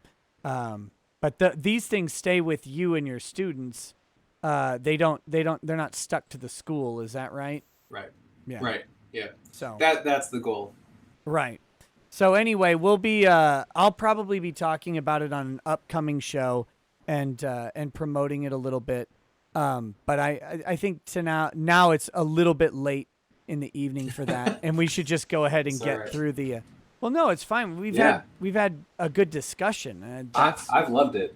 That's think what it's I been always aim awesome. for. So here we go. Flandre Scarlett says my civics teacher was lazy AF, but the second most influential in my life. In a hard blue school system, he said, "Read this Dinesh D'Souza book. Conservatives exist, and you should understand how they think." He was a rare bird then, and that was years ago. Classic liberal. Roger says, maybe you were already going to talk about this, but check out this article. It's relevant to the conversation. And it's California Vote School Curriculum Calls Decolonization of America. Yeah, I don't want to read that article. It sounds terrible. But thank you for sending it. I'm not going to pull it up right now. We're near the end of the show. Dogsplain says, alternate timeline. The Mongols built the so-called Great Wall of China to protect their land from the Chinese. But in a plot twist, it was stolen by China and claimed as theirs. China has a habit of taking things that don't belong to them after all. Cynic in Chief says, registered and pointed emmettplant.com to a worthy website. Oh, is that you who did that? That was great. By the way, Heath, if you don't know, there's a guy named Yes. Emmett Plant, and he is a danger to all women. Okay. Crusader Saracen says, it's my ambition to create a gaming and anime studio, and I am working towards that with a friend. We also intend to have apprenticeships and to train and hire new animators and developers. What are some recommendations on best practices for apprenticeships? Anything on how to do that? Yeah. I mean, I've been a part of. I was part of intern programs, and they were good experiences. To become a teacher, you have to do essentially kind of apprenticeships, and I've had good apprentice ships, and I've had horrible ones that almost ruined me. Right. And so I think the most critical thing with an apprenticeship is, in terms of best practices, you have to find people who you personality wise understand and get along with. If you don't, the apprenticeship will be hell. You're going to hate them and they'll hate you and they won't learn anything. And your product won't be what you want it to be. So, I mean, finding that person is really key. That's always the key. That's somewhat of a trite statement, but I think for people who are wanting to mentor or to build or pass on whatever their vision is, the best advice I can give you is be be a relational person who's interested in the development of the person that you're apprenticing. If it's only about the product that you hope that they can give you, then they're not going to give you that ultimate product. It has to be a little bit of both. The best mentor I ever had was someone who validated me as a person and treated me like an equal, even though we had vastly different power levels. We were on a different playing field, and by inviting me into his process and just explaining, here's what I do, this is my process, treating me like an equal, he taught me more than most other people in my life. So, you know, I think a good apprenticeship requires that synergy between the apprentice and the mentor. And I think that to some extent, it's largely just about um, demonstrating your passion and inviting them into it. I don't know if I can get more technical than that, but No, that'd be my 2 cents. I think that's it. The I think apprentice selection is really important. And the other thing though is you know, as you're apprenticing people, I think you need to recognize when the person's goals are divergent from the apprenticeship. And I think at that point, you need to find ways to suggest that maybe that's not the right fit without trying to destroy the person, without denigrating or disparaging them. But if they think they're getting into something and then it turns out that's not what they're getting in for, there's no point in continuing the apprenticeship if they're not going to learn from it, if they're not going to extract value, and they're not going to bring value to you. So I think discernment and honesty and transparency on both parties is important to an apprenticeship. So that would be my mild encouragement. Foster a relationship of honesty and candor, because if the person hates what they're doing as an apprentice, they're not getting the value out of the apprenticeship. They're just getting a resume item, and a resume item isn't as important as the actual experience they would get from it. So Right. that's And I mean, right. And by definition, an apprenticeship, I mean, classically, an apprenticeship is a transition of skills. It's right. a passing on of a specific tradition of a skill. So whatever you do, you know, you have to make sure that's clearly defined, and maybe there's a specific process that everybody goes through. Maybe that process is doesn't matter, but whatever that outcome is, you do want to have some way of measuring and gauging. Do they have the skills that you're ultimately trying to pass on? And so there's that piece of it too, I guess. So Malik Foxon says the struggle committee is probably the greatest name for them I've ever heard. I love it. yes. Silky Johnson says, "Hey, yo, Nick, I sent you that hypothetical file to your email. My email is Johnson Silky, and the subject is redacted. I saw that. Thank you.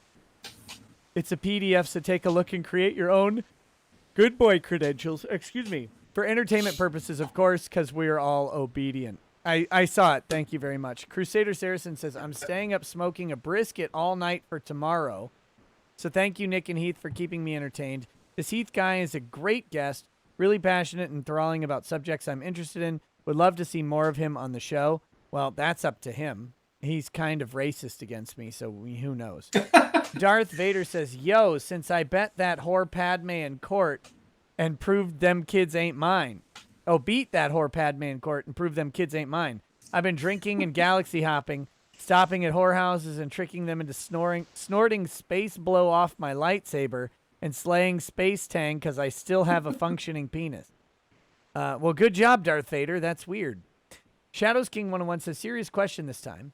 Do you think the education system should be focused on preparing kids for a job, or do you think that it should be more learning for learning's sake? Most students I knew preferred the former, but I can see the values of both." So if I understand the question, they're asking whether the goal of education should be the job, and then suggesting that most students prefer the job focus rather than the learning for learning's sake sort of thing. Did I Yeah. understand that right? Yeah. I mean, that I education should prepare you for a job, but it should also do more than that. And I think if there's a problem if that's the only thing we're aiming at, because if we're aiming only at the job, what happens when you don't get the job, or when the job goes away, or you can't do the job? Can you still contribute to society? Can you still bring value to the people around you? Can you still find value in yourself?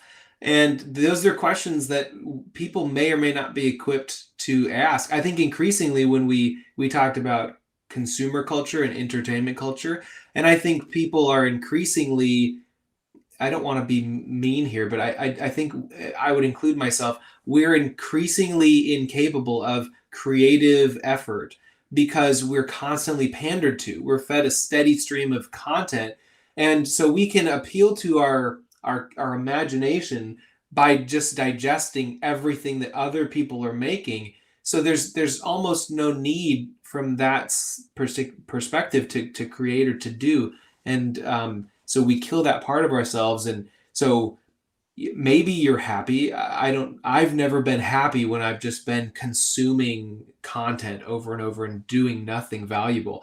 So I think we have to aim beyond the job to what's going to bring people meaning to their life and to the lives of people around them. But I also would challenge, like, I don't think it's learning for learning's sake. I think that's not necessarily a helpful way to me of putting it, because it's not just about knowing stuff.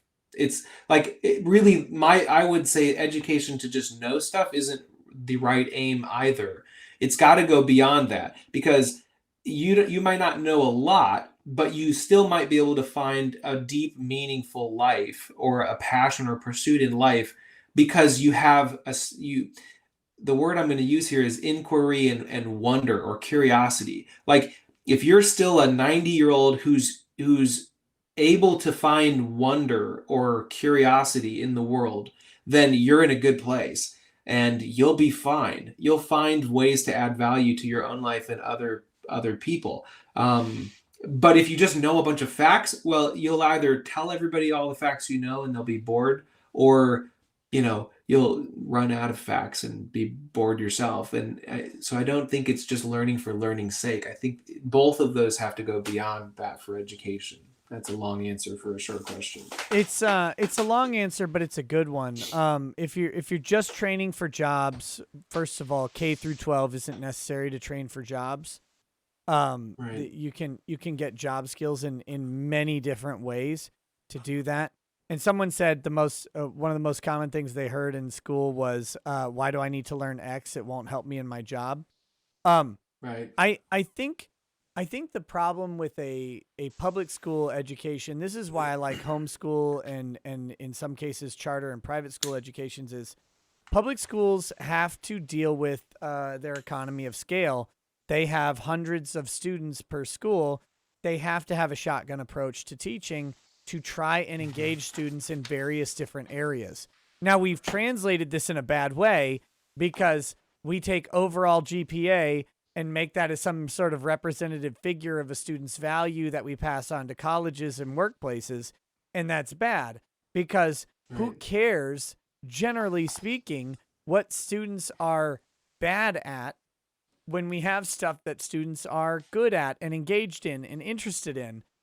That should be where the focus is. So when you have an overall GPA average, it's completely pointless to me to suggest that that is of value. You should be focused on, in my opinion, the way we teach is reflective of the fact that we're casting a big net. And so we're trying to allow students to learn skills, just we're employing different fields to teach those skills. I don't know if that's Right. intentional, but that's how I see it working out. That's from a public Yeah. school perspective. And that's why I like the homeschool or more focused charter or private schools, is that you can say, look, we can tailor an education more towards the student in these other environments than you can in a public Hmm. school, because we can devote resources We can focus on students' attentions and needs, and we can create specialized environments that will foster their growth in these particular areas that they've identified as being valuable. So, um, Right. I think the purpose of school is to do what you're talking about and create a life skill that goes beyond just work. But at the same time, how we do school and where we place value, I think, is completely misguided in the public school system because of its form and function. And the dumb thing is, the solution Yeah. to it is charter schools, right? It's it's decentralizing the schooling sort of process and allowing some more specialization and focus areas, and then allowing kids to branch out into those places rather than keeping them all in these homogenizer machines that don't work. But that's Right. that's my opinion. 100% right. And let's be clear, there are very real threats to charter school. Like what you just talked about in terms of decentralizing or creating options for school, that is, I would say, not the dominant educational perspective from the people teaching new teachers to the people running the public schools by and large, to the people who are making the laws, by and large, increasingly so. Um, Betty DeVos, the previous Secretary for Education, head of, Yeah. I don't remember Yeah. what her, but she what came under intense and I think undeserving fire from most school teachers and the school unions. They ended up coming up with these inane arguments about, oh, look at how stupid she is, blah blah blah, she doesn't know, how could she know, she's only been to public schools for or private schools for her whole life. And those were largely built off of the premise of she's a threat to public schools because she thinks there's school choice should continue to exist, you know. And it's like that sort of thinking is a very real threat. So what you just talked about, like the solution to so many, I think, problems that we have, it may not be a solution depending on who gets in power and who can write the laws, and sort of the narrative of what are we going to hear when we talk about private schools or public schools or charter schools. There are agendas that would say, yeah, we're not interested in choice and diversity of thought when it comes to education, because Right. they'll never admit it, but they do want that factory model of kids. Mm-hmm. And part of it is like a social indoctrination, I think. But you know, so there's Yeah. another conversation there. But Yeah, it definitely is a social indoctrination and you know, the way curriculum is being talked about today for public schools yeah, is a reflection of that. They want to have some level of influence over what prevailing thought is. And absolutely. to me that has never been the purpose of public school. No, I say that public school should be treated like every other government subsidy, as in this is a means of last resort. But right. for some reason, we treat public school as if it were the primary means of doing the thing, which is educating children, rather than the last resort means of doing things. And I think we need a fundamental perspective shift in America to break that from people, because, like, the last thing you want is the government healthcare program. The Right. last thing you want is the government employment program. The last thing you want is the Right. government cheese. You'd rather have Kraft. Like that, everywhere else we go, we don't want the government thing unless we have to take it to survive. With public school, we go, please, dear Lord, give me that government thing. It's so great, and we want to make it great. No, Yeah. it is and should remain the worst option.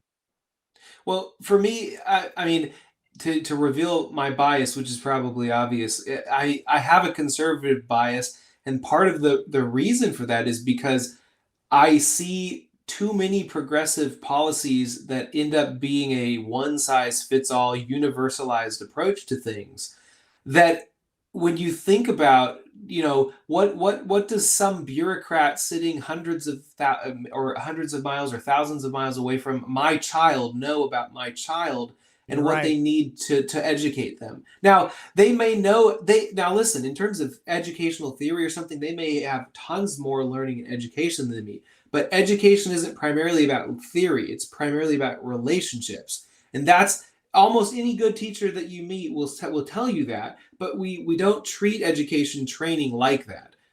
We assume there's theories that you can apply, and bureaucrats and the process of teacher training are so disconnected. The bureaucrats making the laws have no clue for whatever reason. I don't know why, because it's not like there's not lobbies from the NEA and all of these unions, but it's like they're so disconnected. So you've got people who have no clue about education making the laws. And so I love homeschooling. We homeschooled one of my sons for a year, and it was one of the best choices we ever made. I'm all about school choice. So I don't care if you don't come to my charter school. Find a school that fits for you. If it's a homeschool, great. If it's a co-op, if it's one of the, like, I'm increasingly interested in the miniatures, or what are they called? Mini schools, like the really tiny micro schools or something. Micro schools, yeah. It's like micro schools where it's like families that pool their money together and hire a teacher to teach like 5 to 10 kids. I love that sort of thing because parents know what their kids need in so many ways. They don't know everything, but if you can work with your school or your teacher, you have a better chance than just sort of shipping them off and assuming that someone you don't know is going to figure out how to educate them. And so, the charter school experiment that I'm doing, this school that we've created, charter schools are, still governed by, the same laws and statutes that many public schools are in many ways. We have flexibilities, but part of this is an experiment to just see, can we actually try a different way of educating within the existing system? And because if we're honest about it, not everyone can homeschool as much as they might like to. Not everyone can send their kid to a private school because the cost. So I'm just simply trying to create another option for people who might be dissatisfied. And the more people that can hear that message and then, look for ways to create or support other choices, I think the better our society will be in the long run. Because ultimately, how these next generations of students are educated is going to make a difference in how our country thrives or struggles. So that's my soapbox. There's an important question going on in the chat though, because there's some naysayers, and they ask, how can we send our kids to your school until we know how much you can bench? Ooh, it's a great question. I gave up bench pressing a long time ago. My arms are too long. I can do a lot of push-ups though. How much could you bench when you gave up bench press? Oh, I don't know. It wasn't impressive. For me, it felt good. It was, geez, I have it written down. I kept records of all that, but like it was in like the middle to high 300s, I think. I don't remember. I don't want to say exactly. So we're talking like 3 plates plus 25 or something. I don't know. I can't remember exactly. But the problem that I always had with bench pressing was, number one, I don't have the great back arch flexibility that you have to kind of have. And then my arms are too long. So I would always jack up my shoulder once I got into the heavy weights. Now, yeah, me what I too. really loved was bench pressing. That's why I topped out around 425 or whatever. Yeah, no. What I really, when it came to heavy lifting, which by the way got old real fast, because like the older you get, the less you want to load your joints with hundreds of pounds. It's unnecessary to get muscle anyway, or to be strong. But I loved deadlifting. That's what I loved. So,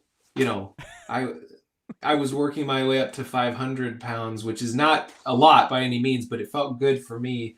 And then I had my knee injury. So, not from the deadlifting, but from actually chasing kids. So knee injuries will do that. Yeah. Well, I tore my meniscus by sidestepping around someone in my own kitchen.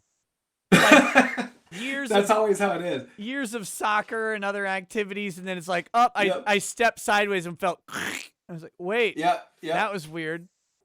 That's exactly how it goes. And then I busted my other knee I busted a bursa sac in my left knee and had to have that thing removed because Oh. I was carrying a kid out of a van. They were asleep, and I slipped, and my knee cap hit right on the corner of the van. You know, like the step, and it smashed. Yeah. And my knee was swollen for like 6 months. I had just a fluid bubble there. And I was eventually I go to the doctor. I'm like, it's hard to put jeans on, man. Can we look at this? And they Was look that and before or after we ran the marathon? Was that after? That was or before? That would have been after. That would have been after the marathon. Because I don't remember that when we were running. That was not one of your issues. No, you had other issues. As yeah, did I had the toe and ankle issue, but got through those just fine. Now I have a friend. I have the heat allergy now. The heat allergy? Yeah, I was just gonna say. Yeah, the heat allergy. You still have that, huh? Oh, geez. Yeah. Apparently, it's supposed to go away as you get older. Mine seems to only get worse. So it's great. It's great. That's a good excuse to stay in air conditioning for the rest of your life. Yeah. It's great. I hate it. Okay, Blaine20 says Kathy 2-ton and Orbiters say Kyle's guilty of illegal firearm possession because of precedent where allegedly some schmuck couldn't parse the code, just like the slimy DA. What should the jury have to work with? The only conviction that exists where a guy was convicted for carrying under the age of 18 in Wisconsin was a plea deal, and he didn't challenge his plea on the basis that he couldn't be convicted. So, like always, Catherine Tucson is a fat, stupid idiot. Under the plain language of the law, it doesn't apply to Kyle Rittenhouse. And that will likely be the basis of a upcoming motion to dismiss. If I had to guess, the first judge in Kyle's case didn't dismiss it, but there's a new judge here. He hasn't ruled on the dismissal at trial, and so he can actually make that rule to dismiss. And even if he doesn't, the jury instructions are going to say that this doesn't include the type of gun that Kyle Rittenhouse was carrying, so he can't be guilty. That's how that's going to go. But again, if they can't read the basic statute, then should you even listen to them? No. Also, that woman is like 700 pounds. And if she can't read the caloric intake on what she's going to take, I don't trust her read of the law. And maybe that's fat.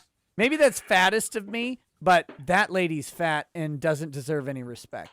Bad Dragonite says, can't believe Ron was attacking your poor innocent plushies today, Nick. Smack my head. Has Heath seen your thought stream? I don't think so. Did you see the live stream I did on Twitch where I pretended to be an e-thought, like an e-girl? No. I wore short. I'll have to go look for that. I don't think it's there anymore. It's archived somewhere, but I'll send you a link. I wore short shorts and thigh-high socks and a really tight shirt. I bought a So your normal, this is your normal outfit? That's true. Yes. No, I bought the type of running shorts that you wear, those little like 5-inch shorts. Yes, absolutely. The shortest shorts possible are the best shorts. That's the rule. Right. So I got those, and I got a Sailor Moon shirt that was way too small from Target. Yeah. And so I'm wearing this thing, and I did a stream where I just made fun of the audience who wasn't giving me enough money. Because I was making fun of the Twitch women who do that, right?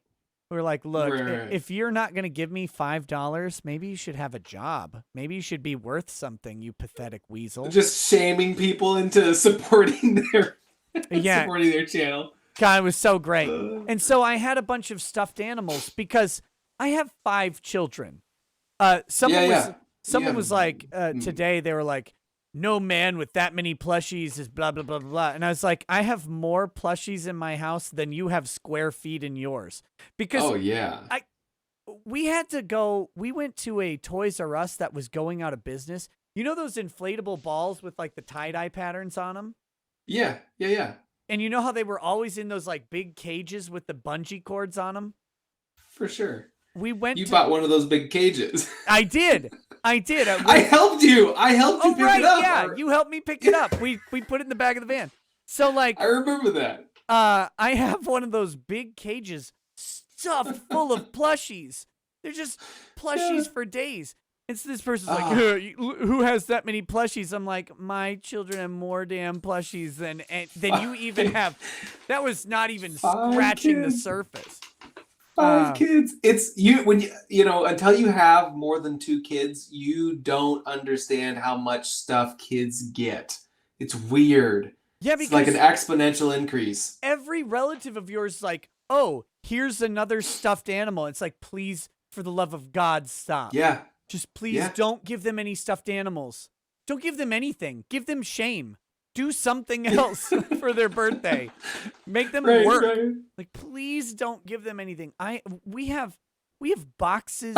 We have a full thing of stuffed animals. We have boxes of stuffed animals. Every time like I go to Disney or Busch Gardens or something with my parents when we're down in Florida, all we get are just every kid gets like 5 stuffed animals. It's like, oh my God, I got to bring extra luggage down with me to bring back just stuffed animals. Okay. Right. So, Right. like, seriously, finding 20 plushies for a stream, the only Not a difficult part, problem. yeah, the hardest part of it was getting rid of the other 700 plushies that were available. Good Right. Lord. That's amazing. Socialism is for figs, says Nick. I have a question for your friend. Is he super straight or super gay? Oh man, this question has persistently bothered me my whole life. This has chased me. What are you gonna answer that, or do I have to answer I'm this? super straight. Are you familiar with super straight, by the way? This is a legitimate sexual identity.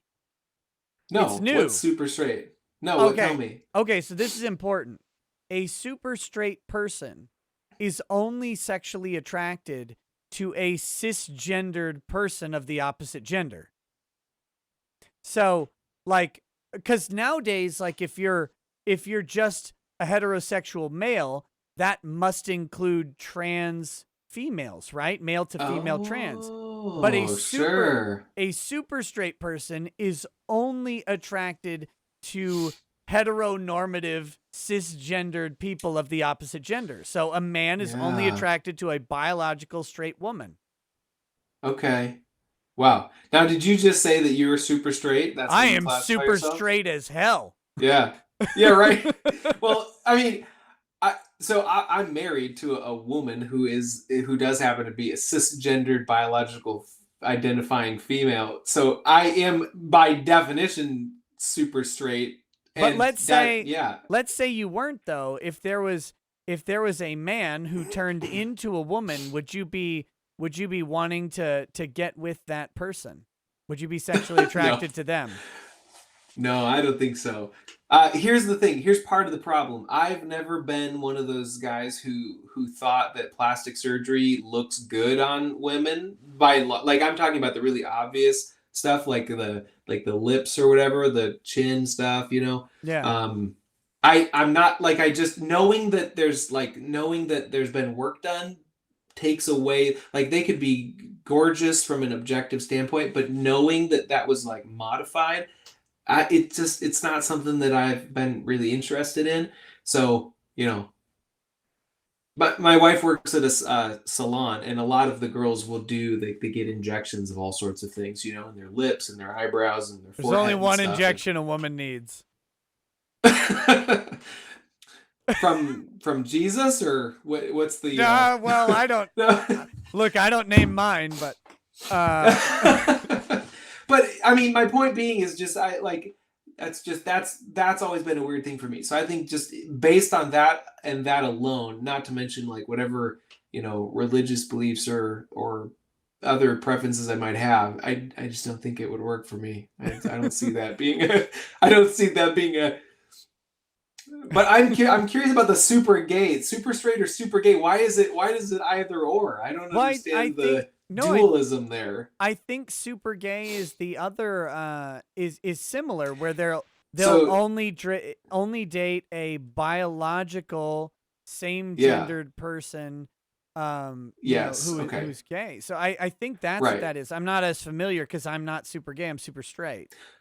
Well, these are interesting philosophical questions. Like I remember watching this story on, I think it was 2020, and basically it was about a couple who one of them started out as a guy, biological male and then transitioned to a female. And the other one started out as a biological female and transitioned to a male. And then they got into a relationship. And so my question, like, it's weird to think about. It's like, well, so like, are they, so maybe the straight, like super straight, super gay sort of thing answers the question, because it's like, so are they, I think it's just people who are not into trans people. like, I guess that's trans, but like the question of, it's sort of like, it's still technically two people, two opposites, like one's identifying as a woman, one's identifying as a guy. Now they're together, but so I don't know. It's there to me. These are the things. These are the philosophical questions that are that don't often cross my mind. So I don't know. I don't think too much about them. Yeah, it's weird. It's weird. Okay, so we've got Shadows King says I couldn't word some questions as eloquently as I wanted. Character limits and such, not trying to be a reductionist. No, I don't. I think you're fine. Your questions weren't reductionist. Mr. Yeah, no, Bentham, not at all. Mr. Bentham says we're not cisgender anymore. We're super straight. Oat Reaper says balls or no balls. We still haven't answered that question, but maybe that's okay. I said no balls. You said no balls? Absolutely. That's why I thought you didn't answer the question, is because the answer was wrong. Uncivil Law says, whisper law to me. Whisper it in my ear. Touch me, law master. Oh, jeez. We need to have a discussion about this super chat because it's making me uncomfortable and I like it. Russell Hall says, what's weird about spelling Esquimau with a Q? Different cultures often spell and pronounce words differently. Prominent examples are India and Australia. Well, that's because India and Australia are not real. Why do people keep bringing this up? Both of them? Have you ever been to India? I have people who I know that have been to India. How do you know they've been to India? They came back with a tan.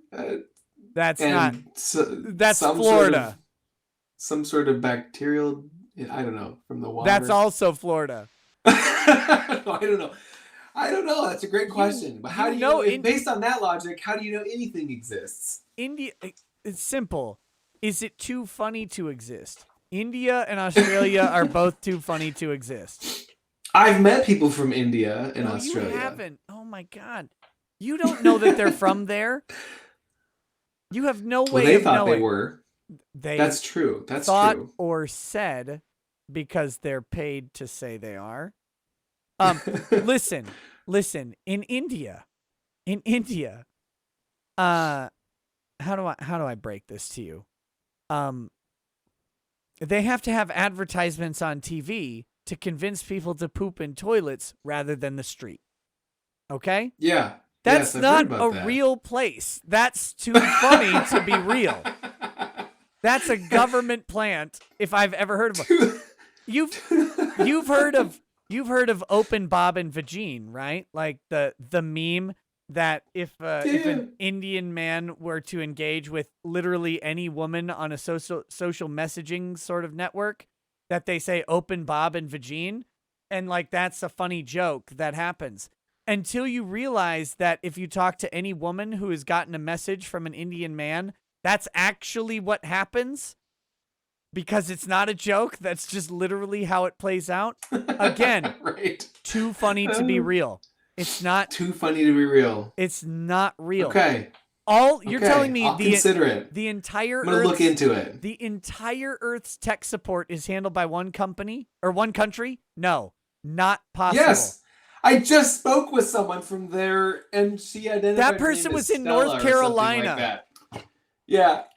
So is the conspiracy that they're actually just like Tennessee, people, but they put on the Indian accent, or they're people from India naturally have the Indian accent? They're not from India because India isn't real. I don't understand. Hey, did you see we had a correction about? It was in the super chat. A correction about what super straight means. Oh, did we? Yeah, someone was telling you you were wrong. Super straight being trans exclusionary. Super straight men may be attracted to Elliot Page, for instance. It's about biological sex. Oh, okay. Okay, so sorry, it's not exclusive to trans. If you're a trans woman, but or a biological female who transitioned to male, but men still want to bang you, the man's still super straight. I guess that's okay. I get it. See, that doesn't make sense to me though. Yeah, Because then I it's don't like, what's the agree. difference anymore? Okay, I don't know. All right, whatever. Is being cisgendered a bad thing? Yes, it's 2021. Okay, You bigot. that's what I Um, thought. I just wanted to check. no, so super straight is it's a minor troll movement, but it's the idea Uh-huh. that they have created because people have I don't know if you've heard this, but people have created genders and sexualities and then they identify What? them and demand that those genders and sexualities be recognized as legitimate and equal. So someone thought to create a gender identity and sexuality that was basically cisgendered, but it was an intentional choice about what that identification is and what it means. Right. And That's and genius. and so then people got really mad and said, you can't just create a gender or sexuality. And These they're like, aren't oh, real. really? Okay. Well, anymore these days, if you believe it yourself or you think it, I think you're justified. I think that's all you need. Yeah. I don't know. But seriously, you think India is real? Okay. Russell Hall says, "What's?" Oh, wait, I read that one. Jeff Patriot Yeah. sent a sticker. Thank you so much. Brandon Cavallero says, "You hear about Milo Yiannopoulos being an ex-gay? Yes, Milo bringing conversion therapy back. I can't wait to see how this turns out. It's the literal funniest thing Milo could do at this point in time." So is that serious? That's not a farce. He's for real. Milo has devoted his life to Saint Joseph and Huh. is no longer a gay. And you know, he's talked and said he wishes he could have he could say it was all character acting from the beginning, but he definitely indulged in degeneracies, and now he is wanting to be converted. He is beyond sodomy, and he is looking to repent and recreate his life in a good Catholic image. Huh. But well, good for him, I guess, because yeah, I respect a lot of what he said there. But I mean, when you hear him talk about his experience, that he was abused and manipulated in really despicable ways, Right. like horrible ways, as a young person under the age of 18, under consent, and like that sort of thing. I'm not even saying, I'm not even trying to say anything about being gay or straight or whatnot, but I mean, he's clearly had a lot of fairly deep trauma.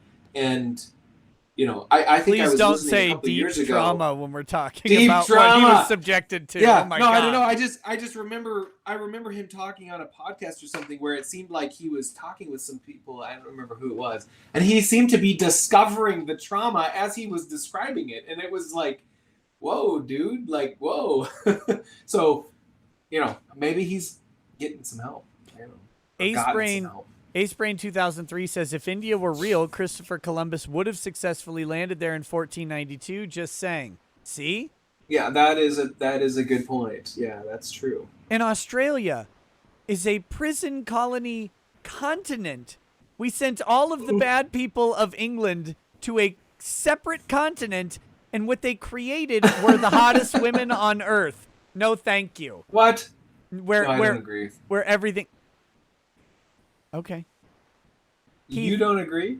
He You don't. You would agree? You think that the hottest women on the earth are from Australia? There's some hot The women country from you Australia. don't say exists? Australia. I'm sure is, there are very attractive people from Australia. Where do you think the hottest women are from?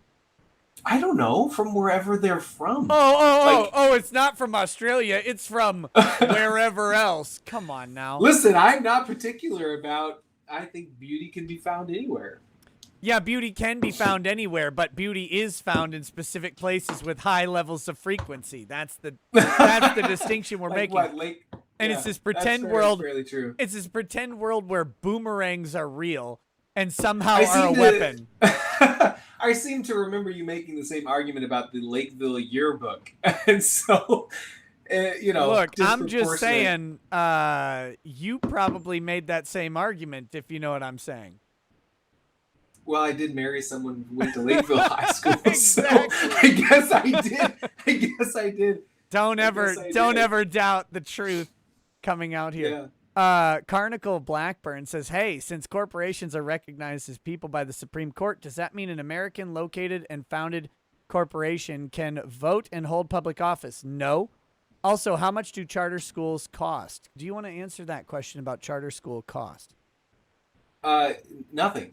Um, in a perfect world, the only thing with money that needs to change with charter schools is we get funding. It's limited and it's not necessarily sufficient comparable to public schools. Like they get more money technically, um, but it's free. So it's public. Charter schools are public entities. What we really want to happen is we want, if you decide to go to a charter school, the money that you pay in taxes should follow your student, and that's not necessarily the case in most places, and it's weird that it's not. But what it essentially sets up is that your money continues to fund a school that you've said we don't support that school.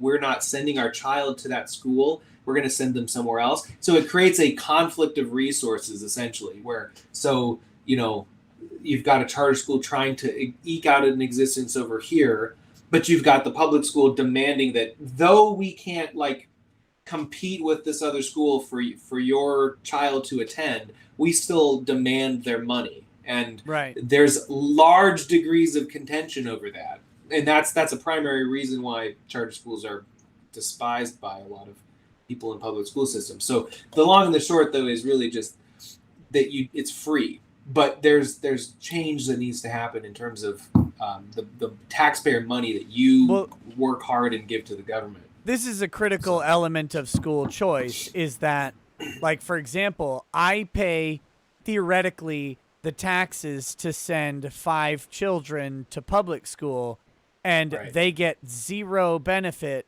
from those taxes. Right. So what should happen is that some sort of, like, if I'm going to pay taxes and pay for school through that taxation program, I should get some sort of voucher that follows my children to spend on some sort of curricular activity, be it homeschool curriculum, be it a charter school, be it a private school. Like if it's a private school that costs more, I can supplement that with my own money or whatever needs to happen. But the money that you pay to send your kids to get educated should go towards education, not towards public education. So that's the type Right. of change that people have been pushing for. Yes. That's what school choice means. And it's literally the most logical and reasonable way to do school, especially Yeah. now when we've gone ahead through 2020 and through a pandemic lockdown, proven that the school building and its centralization is unnecessary to pursue education. I think the social element is beneficial, but there's no reason to have giant buildings that are conglomerates Yes. of students when you could very easily implement micro schools or pods with online teaching and then smaller scale staff for tutoring and things like that to help implement teaching policies locally. There's really, we have the opportunity to make huge changes in education and get highly qualified people teaching and slightly less qualified people assisting at the local level if we do it Yeah. right.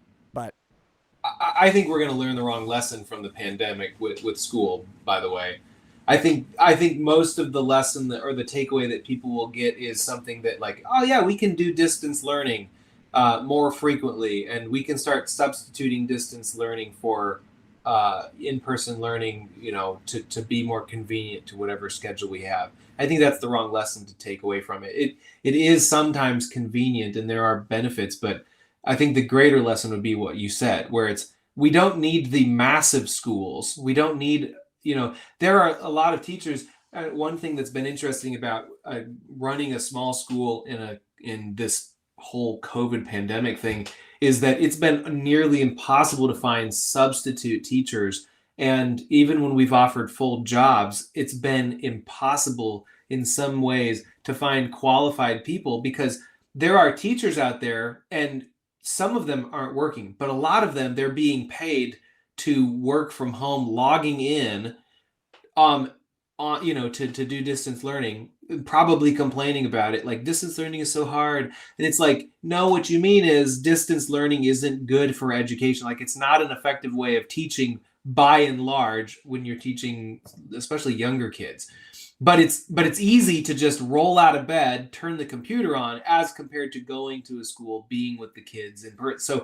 So there are a large number of people who I think are just content to milk this, and that's unfortunate, because I think that unfortunately will be how we continue to do this, rather than say, nah, there's a lot of fat that we could cut and get really focused on smaller buildings, smaller contexts, like, better teachers, that sort of thing.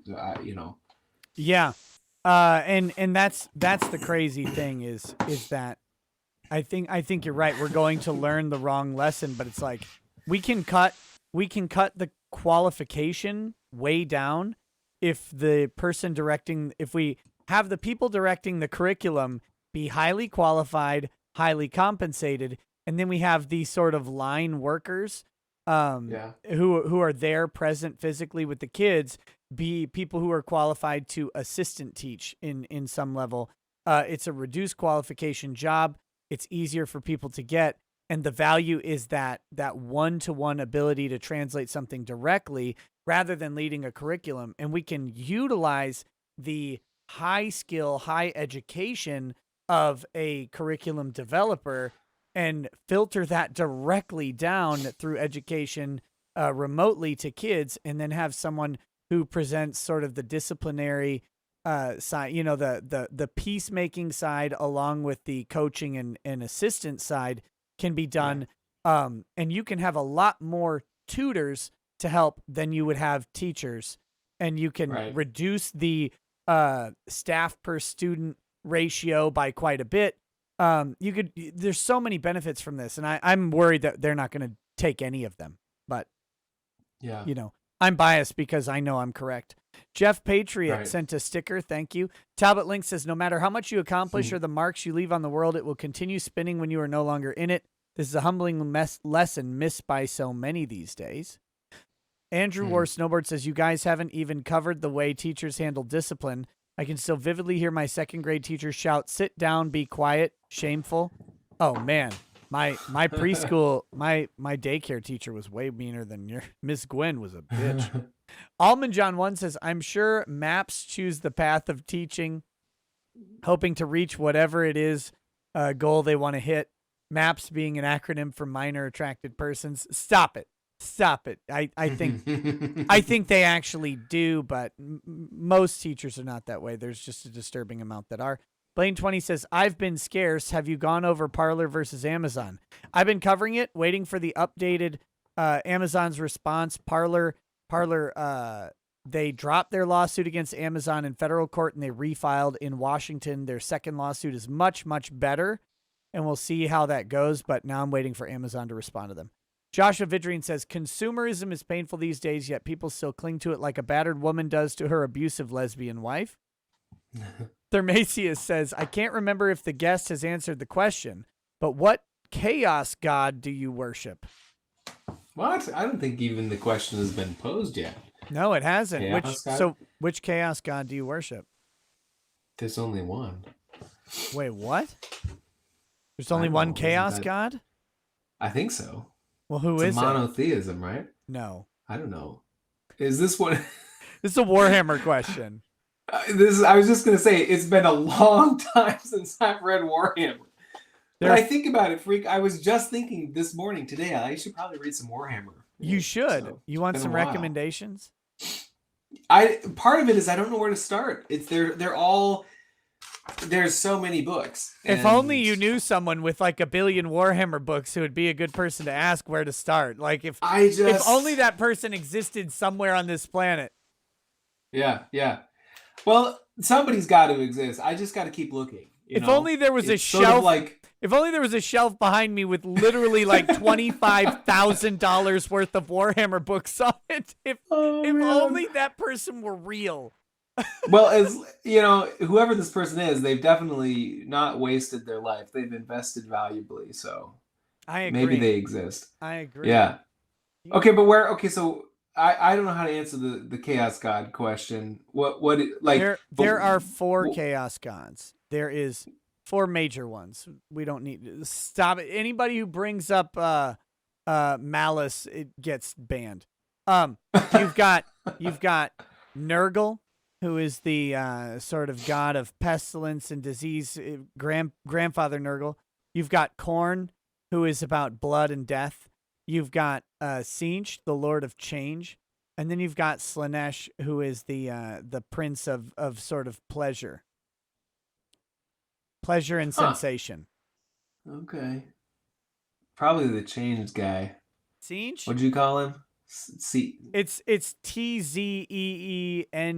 Tzeentch. Sinch. It's a weird Oh, thing. geez. Okay, yeah, for sure. He sounds like my kind of guy.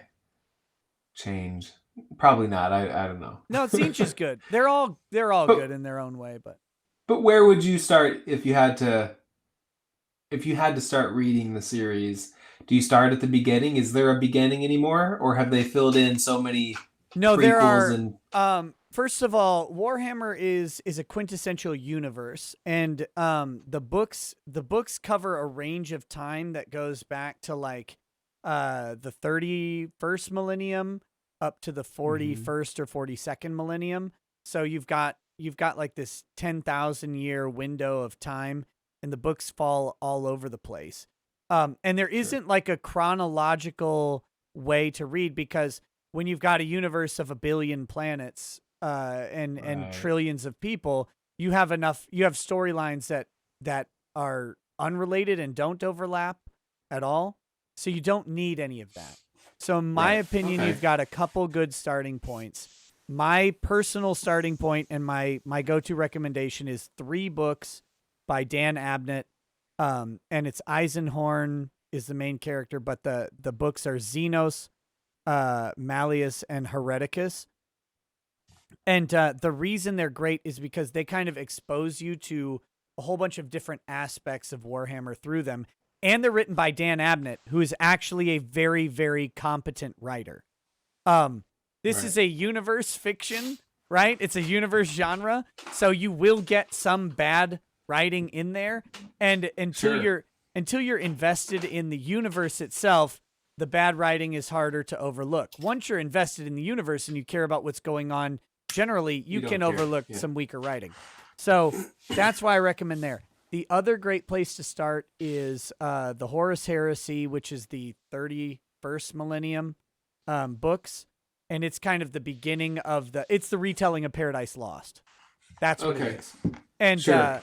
so you start with Horus Rising. Also happens to be written by Dan Abnett. There's a reason he was picked to write the first book there as well. But that's a great place to Hmm. start too. But it's a little bit, the 31st millennium is a lot different than the 41st millennium. So, Sure. Sure.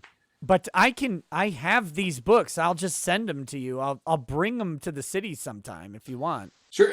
It'll give you an excuse to, or it'll give us an excuse to hang out or something. Exactly. Yeah. Exactly. But I feel like I've read one of those books, but I don't know. I can't remember. I'll have to um look. there's another great one. It's the Ultramarines Omnibus, which is another great way to just kind of get into things. And I think that's written by Graham McNeil, and it's different because it's not Dan Abnett, but it's just a great introduction to a whole lot of Right. aspects of the universe. But um anyway, let's see. That was a long answer. Batgoat says, "Here's your money, Daddy." Walks away hitching up hot pants. Bad joke, sorry. Al Sharpton's Taxes says, "Have either of you read Thomas Sowell's book Charter Schools and Their Enemies? If so, what are your thoughts?" I have not. Yes. Yeah, I have fairly recently, actually, because it's pretty new. And it's fantastic. It's very short. It's very well reasoned. It's very well researched, and his conclusions mesh with the data that I've seen in different studies. Because so basically, here's what the ultimate argument about charter schools is: are they effective? That's the ultimate argument. That's what they're claiming the ultimate argument is. There's, as we've discussed already, ulterior motives. Essentially, public schools' biggest problem with charter schools is that they're theoretically stealing money from schools, because charter schools do receive public funds that come out of public pools, from state and local and federal governments. But so the question then is, like, if you can prove that charter schools don't work, well, then you can say let's shut them down. But they do work by and large, at least to give comparable outcomes, and usually or frequently better outcomes. So they're definitely not worse by and large. And his book is fantastic. But what he really does is he calls into question a lot of the key arguments that get levied towards charter schools. One of them is the financial one. The other one is the accusation of like white flight or segregation, basically saying essentially that, well, the only people who end up going to charter schools are people who are mobile enough to and privileged enough to be able to move out of their neighborhood, or to drive their kid, out of a neighborhood or whatever to a different charter school, which is not necessarily true. And he does a great job of dismantling that sort of thing. And one of his most interesting arguments is he's saying that he's calling into question this idea that desegregated schools have produced better educational outcomes for people, minorities and people of color. And his argument is they haven't, by and large. And so he's saying it's weird that we're holding this up as some sort of like measure. And he's not saying let's segregate schools, but he's just simply saying that, like, so what? People will organize and gather around the schools of their choice. That's the point of a public education. His argument is much more eloquent than mine, but the other thing that he does well is he really demonstrates through lots of examples the ways that public schools and public officials and teachers unions in particular don't prioritize the education of students. So he has some pretty blistering arguments of and examples that demonstrate that, by and large, these. And I'm thinking of a joke someone made about by and large just now, because I've been using it a lot. But he's just saying that these organizations ultimately don't have the students' best interests at heart. Because if they did, then they would offer choice, because when people are given choice, they generally parents are more involved. They're generally more involved in the education. They're generally more committed to making this work. There's all sorts of factors that play into it. But even our school, there are several schools in the South Metro area where we were looking at planting the school that were closing schools down because their enrollment had dropped. And so they had these schools that were empty. And so for a while we considered, do we approach them? And we tried. And basically we were told very kindly to go to hell. and not actually that kindly. By people who were like, they laughed at us. You have to understand, we're offering to build a public school, and the public school officials either laughed at us or condescendingly treated us with scorn. It was an uncanny experience. We almost didn't have busing because the bus company that the particular larger public district that we're nearby essentially said they didn't want their students on the same bus as our students.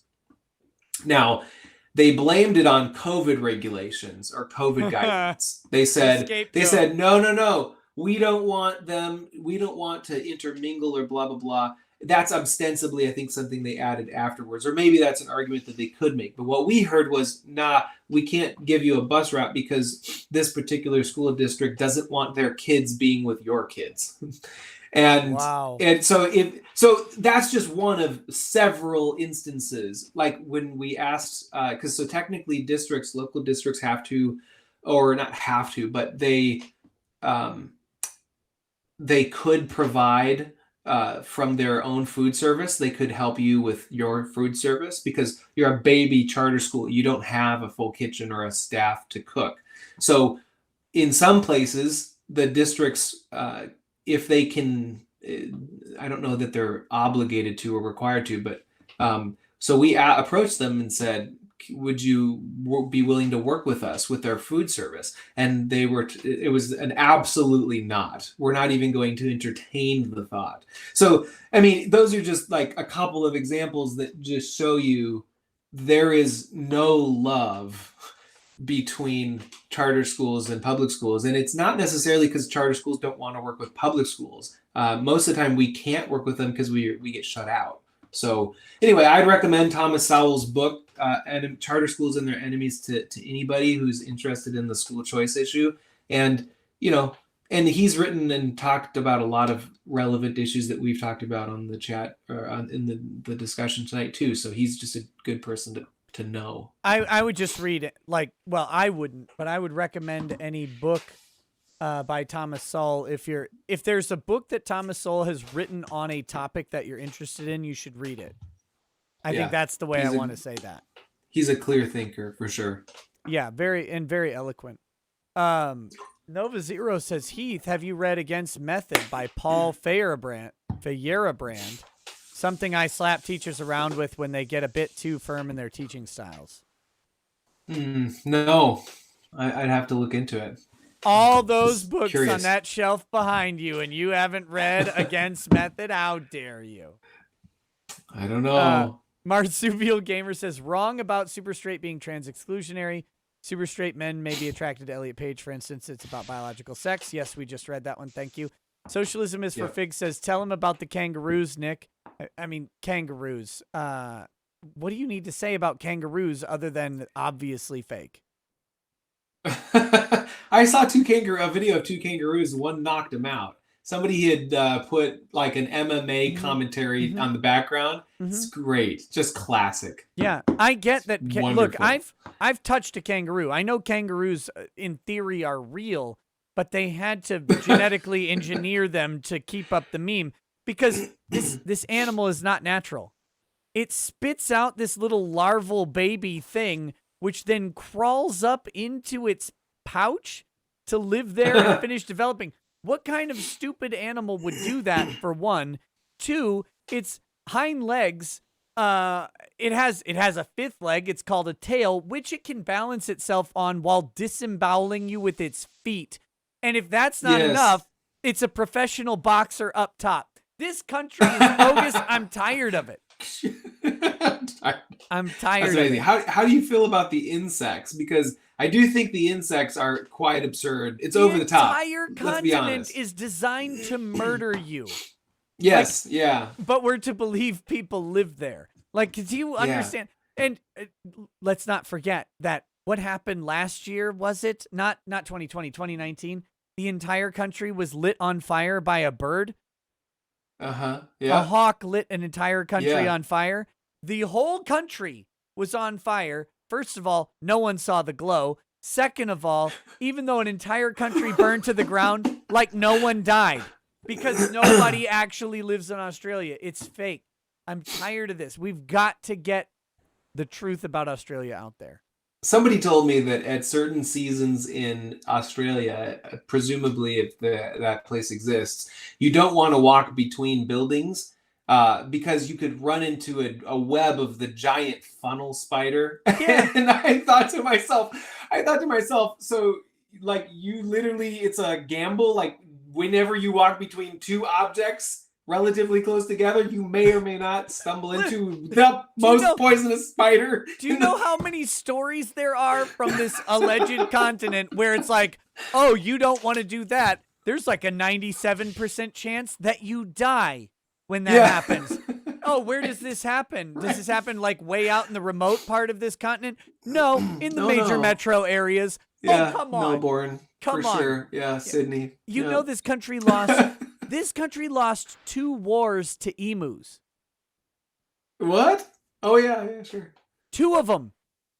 Twice. They didn't learn after the first loss to a flightless bird how to beat the flightless bird, they lost a second time.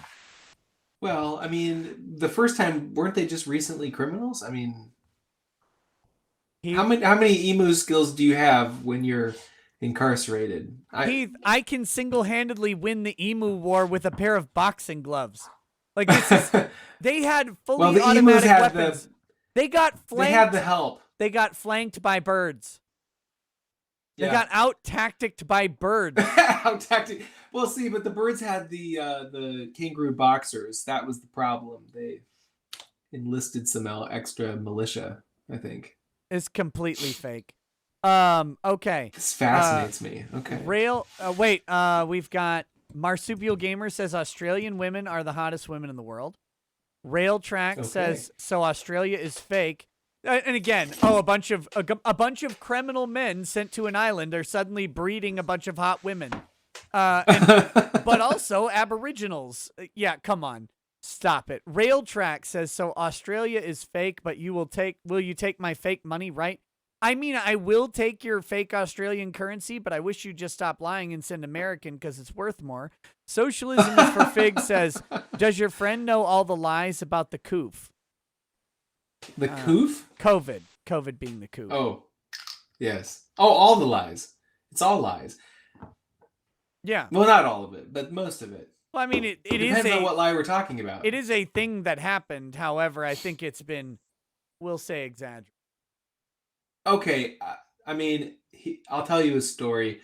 I recently heard this happened to somebody I know very well. I'm trying to think about how much I want to give away. But basically, here's what happened. So, a grown adult who had been vaccinated twice, like both rounds of the vaccination, walked into a room of children and noticed that a handful of them, probably something like 4 or 5, weren't wearing masks. And did the equivalent of running out screaming in terror and indignation from the building. I've never seen anything like this in my life. And scared for this individual's life. Yep. And I couldn't believe it. Like, I don't understand that kind of irrational fear, especially given, like, theoretically you've had the vaccination, right? You're okay. So to me, that is, it shocked me that there was one person like that, but if there's one person, how many more who have that similar irrational fear? That's the part that worries me about this, because we've never, and maybe I could be wrong about this, it just doesn't seem to me like we've ever treated diseases like this before. It's not that we've never changed our habits or our lives to avoid a disease, but we've never decided that a disease with a relatively low risk to most people who aren't 75 or younger, or fat, or have some sort of serious condition, like we're treating it as though it's more than what it is, and we're changing not just our patterns but our society, our economy. It's weird to me. I don't understand how it got to this point, and I don't understand how so many people still think that it's as great of a risk as they seem to think. It makes no sense to me. So we've lost our collective minds, and I just don't get it. This man knows the truth about COVID, but he thinks that drop bears are real. Okay. Jamie Moodley says, just qualified as a teacher in South Africa. It's all social justice and propaganda. Well, I can imagine. Good luck teaching there in South Africa. My thoughts, THOTS's and prayers go out to you. Yeah, absolutely. DCV Titan says, have you gotten the guests to watch redo of Healer yet? You need to spread the love like K Arga. I don't know. I don't know if you're into an anime that's main selling point is rape, but if you are, let me know. It's actually hilarious. So this is an anime, and let me explain this to you because I think this. Hold on. It sounds like what you just said was rape is hilarious. I hope that's not where you're going with this. I mean, it kind of is in proper context. No, so here's the story. This is an interesting concept for an anime, and they've been pulling it off, and it made people mad. This anime has fantasy style role playing classes like warriors and mages and all Sure. that stuff, right? So this guy is a healer, but when he heals people, he empathetically experiences all of their trauma and all of their life basically in the moment of healing. So if he's healing a horrific injury like an arm being chopped off or something, he experiences the arm being chopped off, right? He deals with the horror and the pain and the emotion of that moment.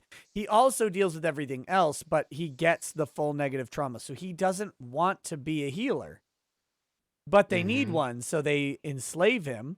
They get him addicted to drugs. They imprison him, and then they have him raped constantly because in this universe, to grow beyond your capacity, you have to consume the fluids, we'll say, of a hero. Because the few, like, not everybody can be one of these heroic people. There's a very limited number of heroes, and they're very special. Okay, so Yeah. so he's a literal rape slave, forced drug addict. But at some point, he develops a tolerance, and he engineers a way to reverse time and go back and redo his entire life. Only this time, he sets out to get revenge through rape. Oh no. Oh no. It's wild, man. It's pretty crazy. It's actually not that crazy. That's the funniest part. Is it sounds a lot edgier than it ends up being. But Sure. But the fact that this thing is being made now that's what really sells it. Like Right. somebody actually Interesting. made this thing. But Right. Jeez. it's pretty funny. Gunnar Renee Oy says my old school was shut down by the municipality. The village turned it into a Montessori school. There was a lot of resistance, but the municipal buses bring students from neighboring districts now. Very cool. Yeah. Marsupial Gamer says, my Australian wife has the best stories. Stuff you wouldn't believe. I don't believe it. I think we've established that. Australia once lost a prime minister. He went out for a swim and never came back. Because that happens. Fighting Slug says, sure, kids run screaming from me too. It's normal, man. No one important says, so Nick, one night in the bull pit or one night with Bullet, no death, no running away, and yes, you will be the one taking it. Look, I can overpower one versus the rest, so I'll take Bullet. All right, next is we got a couple more and then we're almost done. Heavenly Pecker says, I named my dick Jesus because he needs 3 days to rise. Oh my God. Malik Boxon says, this has nothing to do with anything, but I'm glad I don't gamble with real money. Playing blackjack and my chips are long gone. Every time I get that 20, dealer flips an ace next to face. I'm out of chips and still playing. I'd be out of clothes by now. Bad Dragonite says, I've been made aware that Minnesota is too cold to exist. Not right now, man. It's been nice. Crusader Saracen says, this brisket is coming along mighty fine. May the Lord Christ shower both of you fine gentlemen with blessings and good fortune. Hey, back at you, buddy. Man, I love brisket. Me too. I'm jealous of the brisket. I'm actually making one tomorrow, so take that. You have a slow cooker? Yeah, I have a smoker. Oh, good. Good for you. Everybody should have one. Bad Dragonite says, thoughts on the 40K Kids books and the 40K Marvel comics. Also, get Heath to watch Astartes, immediate 40K pill. Oh, yeah, I'll send you the links to those. I didn't read the 40K Kid books. I know they got blasted, but the interesting thing about them is they're actually pretty gritty for kids books from what I've read. But I want to get them and give them to my kids. I don't care. The 40K Marvel comics, I don't know. I'm a little concerned about them. But Marvel in general. Just because I've heard what they're doing to Marneus Calgar in that, and it's just weird. Wolfgang Deo says, bros, go to sleep, lol. It's like 2 a.m. Arizona, and I just woke up. But hey, I have something interesting to watch, and it's still ongoing, lol. Emu Forever says 2nd November to 10th of December 1932. Location, Campion District, Western Australia, also known as Great Emu War. Participants, Sir George Pierce, Major GPW Meredith, Royal Australian Artillery. Outcome, failure. That's it. That's the Emu War. Oh my gosh. Apocatypical says when they're not running 30 sturdy canyons, stern to bow, then they're pulling shiny metals out of your mouth. And Batgoat says, Nick, I'm not sure how real we are here in Minnesota. That's a good point. All right, man. Hey, we've got, that's it. We need to end this show. We've been going for over 4 hours. Yeah. It's like I don't talk to you enough. It's true. You realize that not the last time, but the last time in person that I saw you, not the last time we talked, but the last time in person that we talked, we were up till like 5 or 6. I know. And I think I had to work that day or something. And it was, so, yeah. It's too long sometimes. Yeah. Sam Hyde says, you're lucky your wife still loves you. That hairline is looking pretty slim. I don't know if he's talking to you or me. If it's you, listen, I mean, she didn't marry me for my hairline, all right? Yeah. So I don't know what she married me for. Sometimes I wonder. Very, very rude, whoever said Sam Hyde, you jerk. Why don't you try not shooting up a school, Sam Hyde? How about that one? All right, guys. Oh, damn it. Wolfgang Deo says, I am in the middle of the road between left and right, not because I haven't picked a side. I have picked a side, my side. I hate the other sides because they talk about ideas at the expense of me living my life. I think a lot of people are going there, man. I think that's actually where the right, where the Republican Party is kind of going. And that's why populism is on the rise in the right. I think Trump was a big facilitator of that. So, all right, guys. Thanks for hanging out with us tonight. Heath, if you can hang out for just a second, because, I like to say goodbye in person after the stream. So thanks for hanging out with us, guys. Thanks. I don't know about Twitch. It's pretty late. I think I'm not going to do Twitch tonight, but I'm going to do some Twitch tomorrow night. So tomorrow during the day or tomorrow during the night, one of the two, or both. But we'll see you then. Hope you guys have a good day. Peace. See you later. Peace.